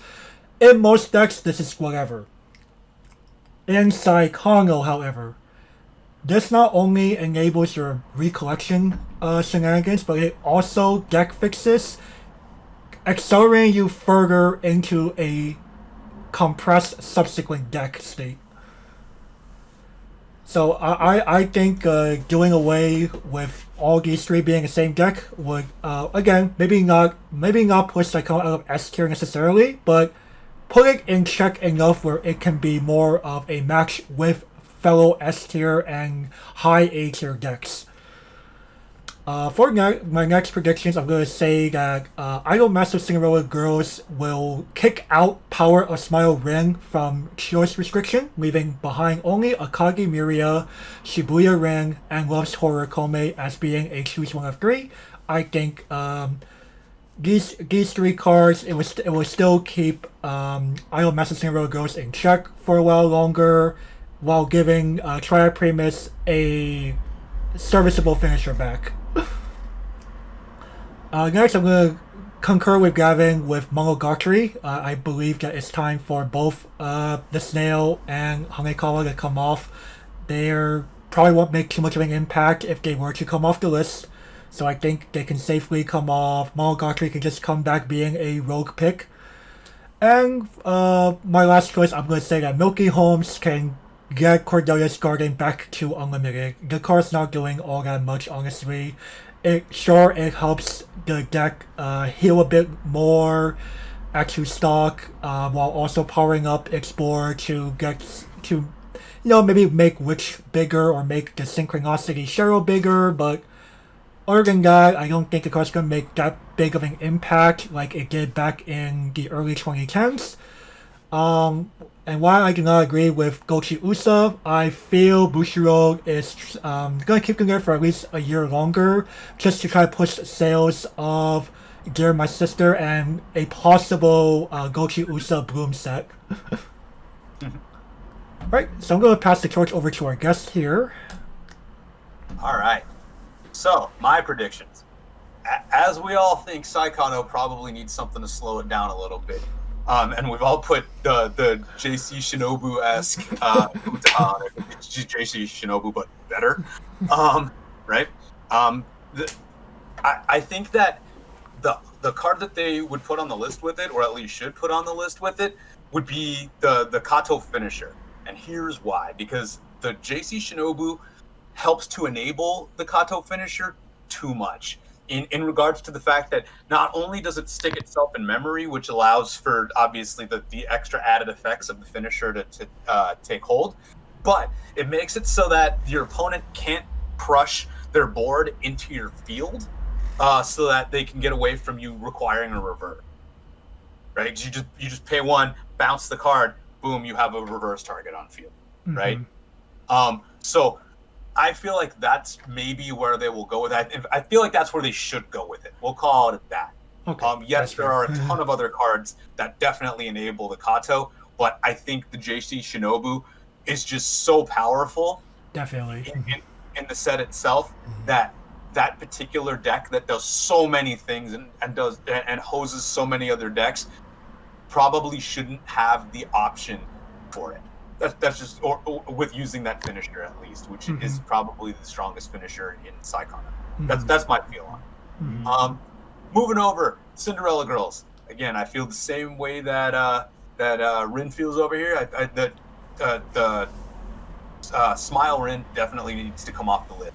Now, why? Because TP doesn't really like the finishing power in TP isn't where it is anymore. The deck in and of itself isn't what it used to be. You can't really do what you used to be able to do, having a field of 7 and 8K characters or whatever, and hope that it's going to survive when they do nothing. There's no they don't have a plussing combo. I mean, I guess if you consider the combo off of the back row with they don't have a legitimate way to plus hand aside from just not die. And with any kind of cost bombs in the format, the level 1 game just isn't what it used to be. There are also things at level 1 like Standby that absolutely crush that deck. While it is a solid finisher and a strong finisher, I just don't see the deck being as good as it used to be anymore. And honestly, I really feel like you could just ban Kome because it's a broken card and unleash the rest of the set. I just don't think that they're going. Yeah, I don't think that I having a repeat think they're trying. I think they're just trying to keep the title in check overall. Absolutely. Like I think you could have the Riki, the Akatsuki, and the finisher in the same deck in 2020, and it still would be a B plus to A minus tier deck at best. I think at best. And again, just my opinions. But I think Kome actually in and of itself is a super broken card. So that's just my thoughts on it. But again, I think even in Bushi's benevolent wisdom, I feel like you could take Power Smile Rin off and allow one of those other cards to be in the deck with it. That's my thought. Moving on to Monogatari, as all of us have been saying, it more than likely both the whole restriction list can be taken away. If they took Nisakoi's restriction list away and moved it down to just Maruka at 2, you can definitely take the Monogatari list away. It used to be a great attrition deck that did some really mean things by playing a bunch of Mayois at level 3, stacking them onto something and going to town with it. Problem is, a 2/2/9/5 Hanakawa can't sustain field anymore. It just can't. It used to be able to. Like, you used to be able to hold field with that card for turns on turns. Now it just can't anymore. That version of the deck probably isn't the best version of Monogatari for the meta. So, for the current meta anyway. I mean, you're running a deck that has a tap 2 Brainstorm and a Shimikaze as your level 0 and level 1 plussing capabilities. And again, if you're running that. Some people just aren't running I don't know. But, yeah, the Hanakawa just doesn't live long enough anymore, and the Mayoi doesn't do as much anymore. Looping 4 Mayoi, if you have no other finisher, really doesn't matter in the terms of this game nowadays. That's just my opinion. But that's why I think they can totally get rid of all that from the set. Also, I don't know. It'd be really nice if we got a final season set. I don't think it's ever going to happen, but hey... We don't know, right? Konosuba. Let's move to that. I talked about that earlier being like kind of the boogeyman of the format. A lot of the times the set is the gameplay is very, very linear, and it does a lot of things. Now, in viewing what they did with Bang Dream, that's why I think that they could possibly do a restriction on it. Because Konosuba is a really strong deck. Granted, not as represented as Bang Dream was, but still a strong set nonetheless, and a really obnoxious set to go against. The old deck format does allow for basically the Fumio, the stock swap, the everything else, leading into the Megumin just being able to blast you for 4 a little bit too consistently. I think I could definitely see them putting a restriction on that in the same way that Bang Dream has its restriction. I think they also kind of want to push people into the new build, to be perfectly honest, because the Crimson Demon set build with the mono red build, or whatever colors you want to play, the level 3 game there is similar, but not exactly the same. And so I think I don't know. Like I said, I think this current setup allows for too much.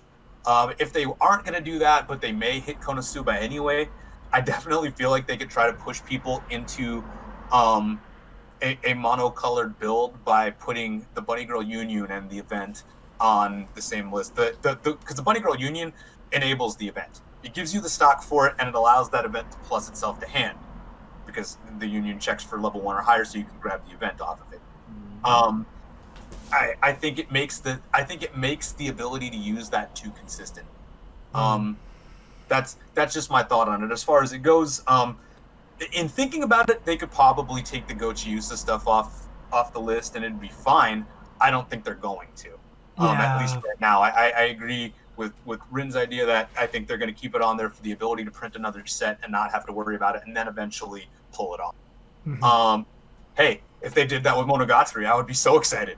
Please give me another set and leave those 2 stupid cards on the ban list forever. I don't care. As far as it goes, the only other thing that I really, really strongly feel they could pull off the list and it wouldn't matter, but they never will, are the cards on the Haruhi list. I'm very, very strongly adamant about that because Emo Swing is outclassed right now. There are cards that do the exact same thing but better, for less of a cost, you know. The card is circumstantial. I don't even know where you would fit it in the deck that wants to use it. And the Unlinking Information, they pulled it off because climaxes are fun at that level 3, but so many level 3 climax combos now don't care about getting reverses that you can side attack. Or, you know, you can pull off the on attack, do this, and it's fine. So I don't feel like the fact that it knocks a climax out, and I feel like it was the only defensive tactic that Haruhi had. It doesn't have an anti-change counter, so you only have the on-field bomb that's new and in a weird color. And there are still 2 cards that essentially do the same thing as that, but require more of a pain to deal with, and that being obviously the Gilgamesh that nobody really plays, and the card in Haruhi that does it, the Mikuru, level 3. We haven't seen that break the game, like, so I think to be fair, they said they considered it, but they were going to keep a close eye to make sure. yeah, for sure. I mean, I think the argument that I made to Gavin was putting an S tier card into a B- to C tier deck does not make that deck an S tier deck. No. I think you can put that card in Haruhi, and even if Haruhi was well represented, it still wouldn't win the majority of its games that it needs to based off of what's in the deck. Right. Again, at the same time, I can make the same argument for Akinari and Persona. So, yes and no. The discard thing is so powerful, and it affects both decks, that it straight just makes the game absolutely miserable, and has the ability, especially now that you have plussing brainstorms in Persona and plussing combos in Persona, I feel like it definitely, the ability to recur that card constantly and keep your hand size and keep your opponent on top deck is really bad. I think it's really bad. We don't need Thoughtseize and Weiss. Yeah, I think this card is just bad for the game. I don't think a 2-0 event that can't be grabbed off of anything because you don't have a way to grab events now.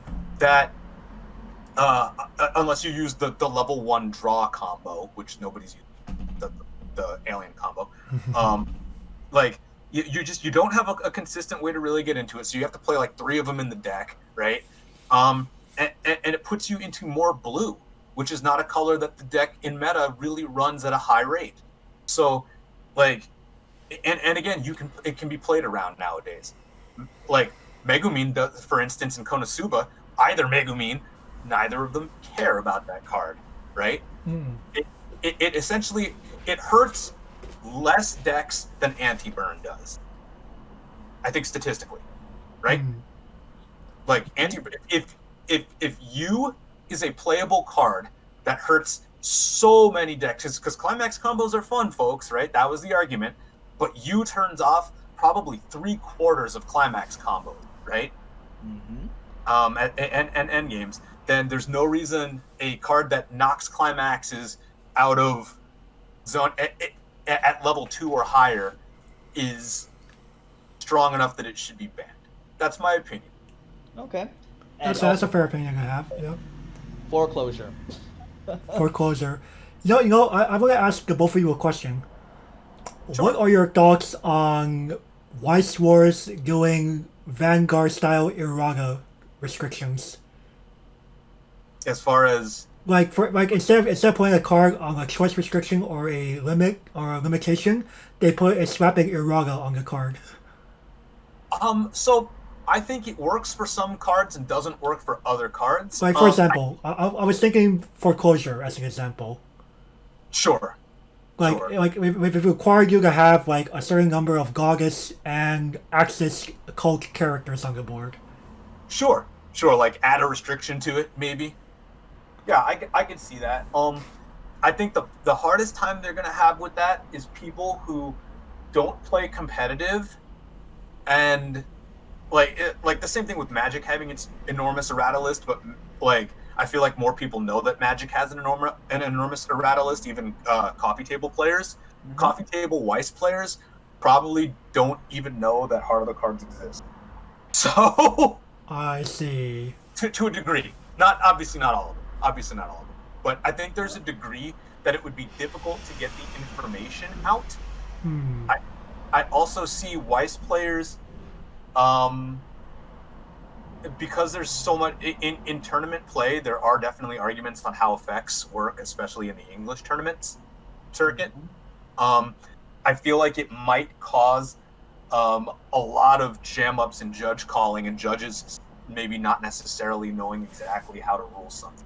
Right, like English wise has had a big problem because of mistranslations. Yeah, mistranslations and just and I'm not gonna lie here. I don't care what anybody says. Judging's hard, dude. The interactions in this game are absurd sometimes, and like the steps and the checks and everything else. Like Yeah, check timing here, check timing there. yeah, it's different than, in my opinion, it's different than a lot of other trading card games such as Magic, where it's this in response to this in response to this. It's this checks specific timing for this, which checks specific timing for this. Right. So like there are so many more rules that they're not gray area, but they feel like gray area. It's more that Weiss Schwarz introduces mechanics that simply don't exist in other card games.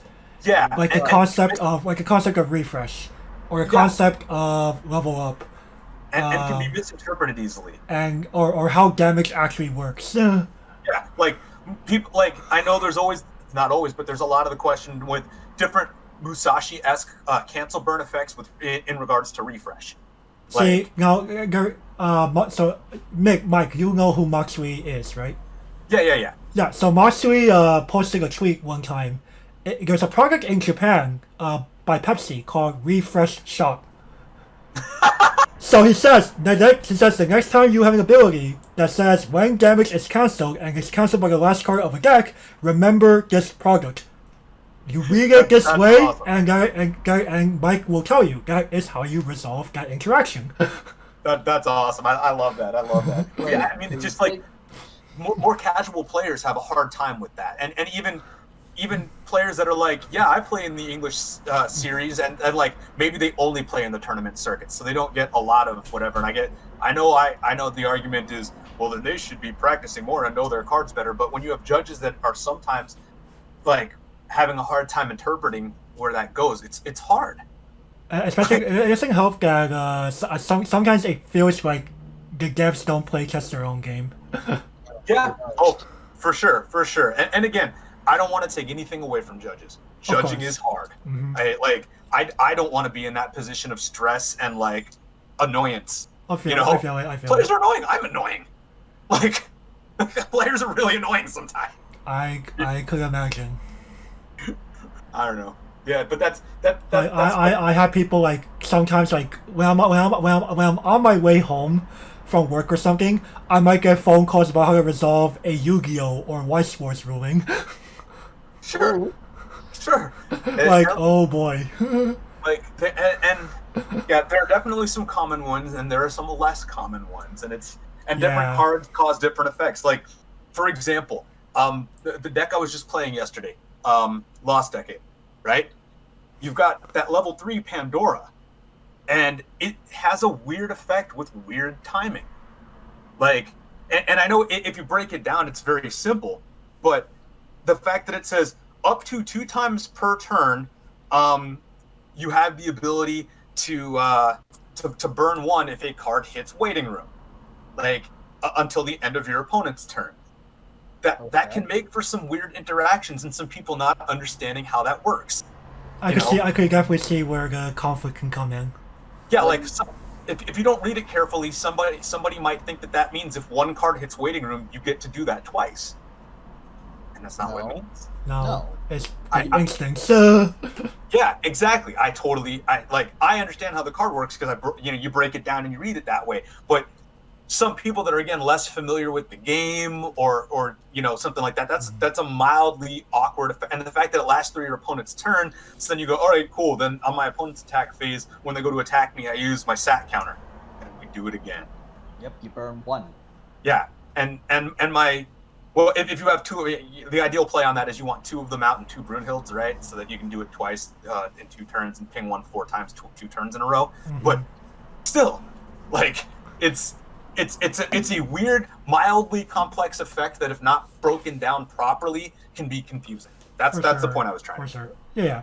All right, no, it was just a proposition of what I think they might want to do with some cards, because I really think I've spoken with Gavin about Foreclosure before, that I really felt like it was missing at least one sentence. Yeah, no, for sure. Card's broken. If you have 5 access code devotees. If you do not have 5 access code devotees. Yeah, or again, like goddesses on field. Yeah, at least I require 2 or more goddess plus goddess and or access code devotees. And I would say, you know what? To be honest with you, and again, personal opinion, obviously, because of the way that deck runs, because you do run the early play Aqua out, I think it would have to be full field trait. Yeah. Like you'd have to have a full field trait, so that you can't run it in the red blue deck and just be like, well, look at these stupid $30 Aquas on field or whatever. Right. Yeah, that's fair. It's we're basically trying to make it so red blue can't play it, but reward, say, mono blue access code devotees. Right. Yeah, or just the mono blue goddess deck that now runs essentially the equivalent of the Cocochino. Right. Yeah, like another card I was possibly thinking, like maybe Love's Horikomi, they can finally turn it into on death instead of on play. Yeah, no, absolutely. We have found that card is kind of fine on death, right? Because you don't just get to go, cool, let me play this mill 4, grab my climax for this turn, and or at least force an additional card out of the opponent's hand to do it. Yeah, exactly. Make it an Akatsuki, sure. An Akatsuki for climax. I feel that.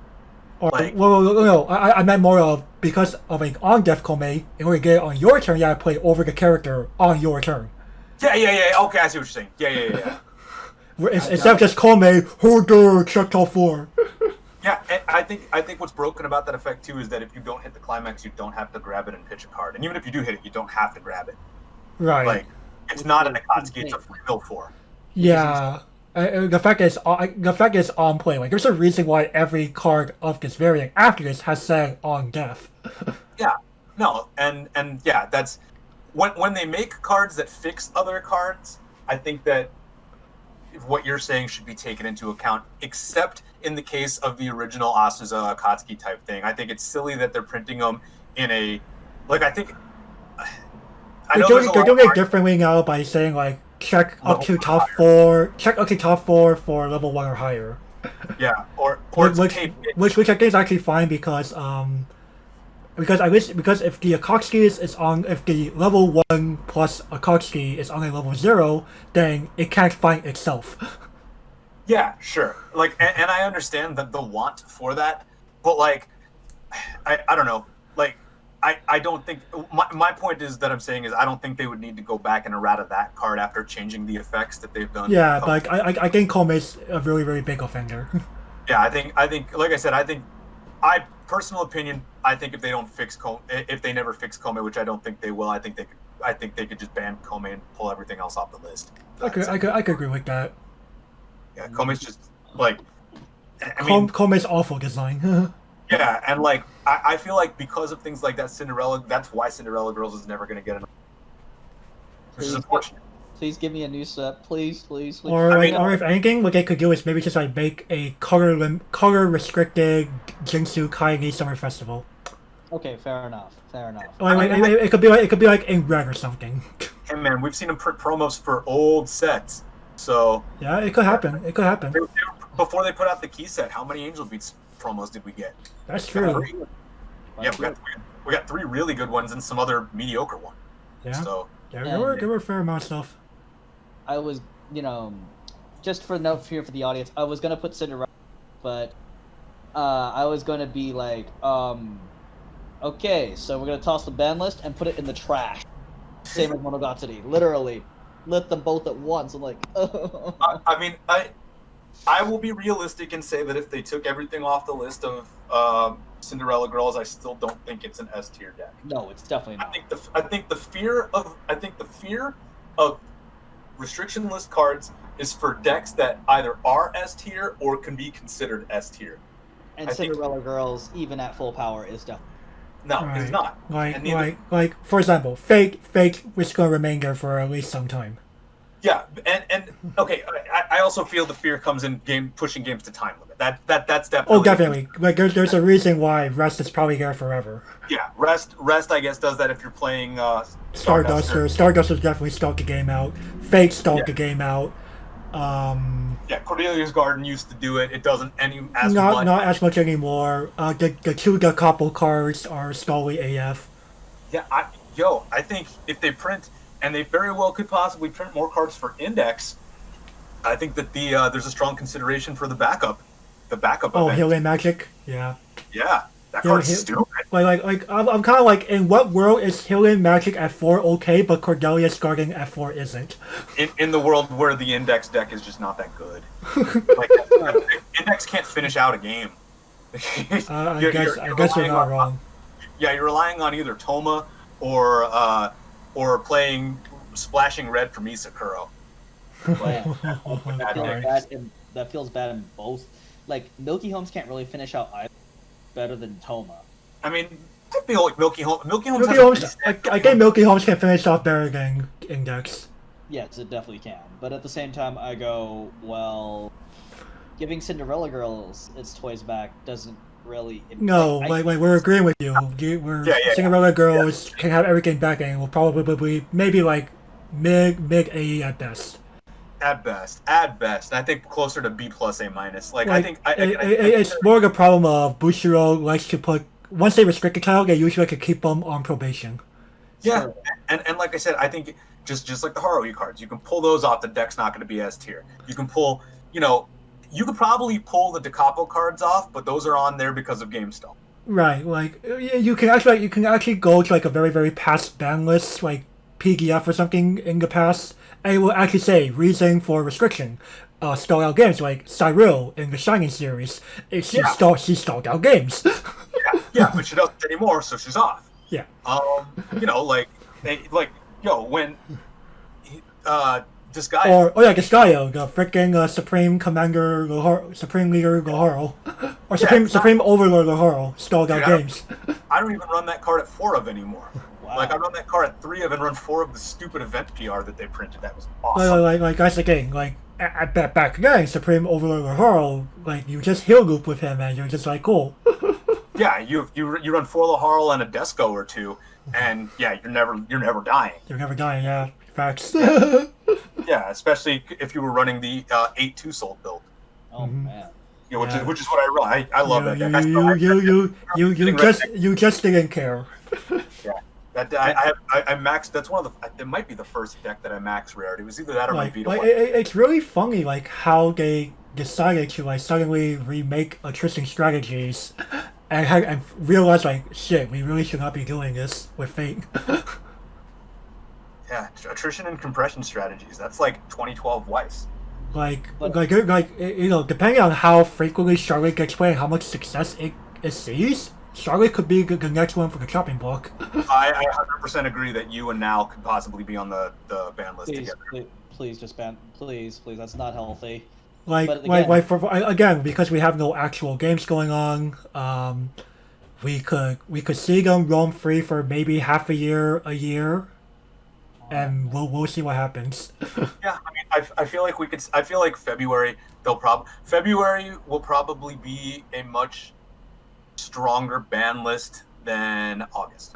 Yeah, it's just because like we're saying, like we think if anything maybe like a few adjustments that will not be like super impactful should be fine for August, but February could be time for the chopping block. Could very well be. I don't know. And again, there are some new decks that didn't make it onto our list that I feel like are definitely strong. Like I feel Sakura Tyson is probably somewhere in A tier, and Lost Decade Lost Decade to me feels like Chain Chronicle did when Chain Chronicle came out. Wow. Like does that make sense? It does. I could see that. I could actually see that. It's a strong, underrepresented, and underrated deck. I think it can do really, really good, stupid things. I mean, you have a Restander Musashi in the deck. Mm-hmm. That's good. Yeah, that's dumb. And I know people really like. Some people really like the idea of the the interesting, unique equipment build. Yeah. I don't really care for that build that much, but I get why people like it. It's a nice gimmick at the very least. Like, it's flavorful. Yeah. That's the thing. I really like that Weiss Schwarz is starting. Is in the past few years have returned back to giving us flavorful cards. Like, if I be honest, I think like mid 2010s was starting to get a little boring because a lot of titles were just starting to feel like clones of each other. Yeah, I think so. I don't know. I think definitely some of these decks deserve more. I'm waiting to see what Assault Lily does. Oh yeah, that'll be exciting. I have a friend who's very excited about Assault Lily. Period. Like he might just hop in a Weiss Schwarz just because that franchise is represented. Yeah, like I think it's awesome. Oh, here's the funny thing about Assault Lily. It was formerly a franchise that was really like spearheaded by Azone International. Now Bushiro pretty much owns the thing. So it is a Bushiro baby at this point. Oh my god, not more babies, please. No. I'll take it. Hey, here's the thing. If you make a bunch of A+ to S tier decks, then the format is fine. This is true. Like there is a reason why a lot of people in the English-speaking community prefer to play English because the format is more soft, it's more restricted. There are fewer high-tier decks, so they think there's an illusion that by having fewer decks being competitively viable, skill will matter a bit more. Yeah, I think it also. I'll be honest with you. I think part of it is it keeps their. So it's a price point thing, right? If you play Japanese, you probably play more than one deck. Mm-hmm. I have, and I've been made fun of on the board for this. I have an absurd amount of decks that I probably shouldn't even have. I feel because it. I love it. I have a Starskate deck. Yeah, anytime something new and kooky comes out, I'm like, yeah, cool, that'll be fun. That's unique, or it'll be in something that where I'm like, I love that character. Yeah, you know. Yeah, I feel it. Anything like that, and in English, I feel like the idea is have my AOT deck. It cost me $350 when I bought it. I'm keeping this deck. It is good forever. I don't want cards in the set, or I don't want cards in the format that make this deck not good. Yeah. Like, does that make sense? Like, it does. It does. They want to preserve their titans forever. And I understand too, because English is a lot more cost restrictive. It's an expensive. I mean, Weiss is an expensive game in the first place, but English is a very expensive game because the cards are printed less. They're less available, especially after like. Here's what I don't like. In English, for whatever reason, to this very day, a case does not guarantee 2 playsets. No, it doesn't. It's in fact does not at all guarantee 2 playsets. What you get is almost 2 playsets, except you get you get 6. You get to 6 to 7 of each double R. Yeah, like some weird number like that. In buying a regular 12 double R set, right? Because that's the size of sets now, right? 12 is that regular? I can remember. 10 to 12. Okay, so in a regular set like that, if you buy a case of English, right, a carton of English cards, I had this happen to me with Haruhi back in the day. I had this happen to me with Cardcaptor Sakura. You get 2 full play sets, except one of your double R's comes at 9 and one of them comes at 7. What? Yeah. This is JP, right? No, this is English. Oh, English. See, here's the thing. So I cracked open a case of Bang Dream Gross Band Party Volume 1 with a friend. Gotcha. And, every double R was a 6 or a 7 of. Yeah, I had that happen. It's because of the amount of cards in the set. I had it happen in Schoolgirl Strikers. Schoolgirl Strikers, oh boy. Yeah, I bought a case of Schoolgirl Strikers. I love that stupid set. Are you kidding me? Woo! But I had some friends who were excited to play it, and they're like, "No, I can't play this in North American WGP. Kill me." I always look at stuff like this, and Gavin and I have our disagreements on this sometimes. I play more games in locals than I do in WGP, right? I play in locals every week. That's fair. I mean, I would argue most people do. It's for store credit, right? Yeah. So, realistically, any tournament that you play, whether it's an online tournament, whether it's in your local shop, if they allow Japanese cards, nobody cares about what deck you're playing. Yeah. Like, it's so at the end of the day, yeah, I'll buy Lost Decade. Yeah, I'll buy Schoolgirl Strikers. Ooh, Yeah, I'll buy Godzilla. I think I have every Japanese restricted deck. Including Macross Frontier. I have Macross Frontier. Oh, Yeah, let's go. Yeah. Oh shit. It's terrible. It's absolutely terrible. And I definitely have Girlfriend Beta. Yeah, so do I. I own only the yellow build. I love the yellow build. I sold it. I'm an idiot. It's linear, but it's also fun. Yeah, I have Tricolor Pumpkin. Oh, let's go. But yeah, like, no, so to me, the fact that something is restricted by region doesn't stop me. That's fair. Like, That's fair. I respect it. I respect it. My Magi record deck, I have a max rare Magi record deck. Like, and long before they told us that it was going to be legal soon. So, like, it doesn't, because I play, we get one big tournament a year. Like, or two, I guess. You get regionals, and if you win regionals, you get nationals, right? Or if you're bossy enough, you can go to LCQ. Yeah. Every time. I do it if I don't, But yeah, no, it's so.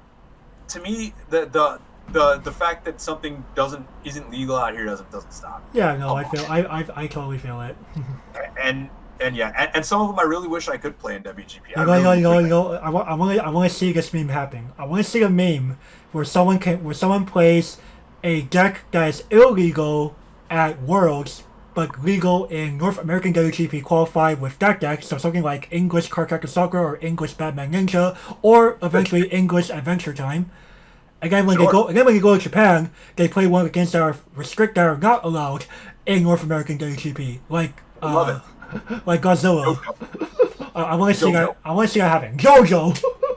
Dude, I mean, I am being dead serious with you when I tell you that my plan was always, if by some fluke of the cancel gods I make it to Worlds at any point in time, again, probably never gonna happen, but I try. I'll keep going. Who knows? Can't be terrible at the game forever, right? Mm-hmm. But I make it to Nats every year, right? No, if I ever got to Worlds, I would 100% run some kind of a stupid max rare deck that isn't legal in the U.S. I respect that. Hey. I mean, oh man, if I ever want a max rarity deck ever again, both of you know exactly which deck it would be. Especially my co-host. Yeah. He knows which deck that would be. I'm like, you know what? Yeah, Mahime. Mahime! Get that shit out of here. I'm done. I I'm done. legitimately thought about if I ever won. I'm done. Nationals, bringing Mahime. Mahime aesthetic. Mahime or Dudai. Don't die! I'm actually almost max rare on Dodai. Oh my. Alright, well, before we go way too off topic, we will go ahead and probably conclude this round of Doggo card reviews for predictions for the August 2020 restriction list changes. This has been Ring with Gavin and our special guest Mike. Thank you all. Thank you for joining us. And thank you all for watching. And be sure to leave a like, comment, subscribe, ring the notification bell, because it helps the YouTube algorithm. Right, and with that, we will see you all next time. Bye bye.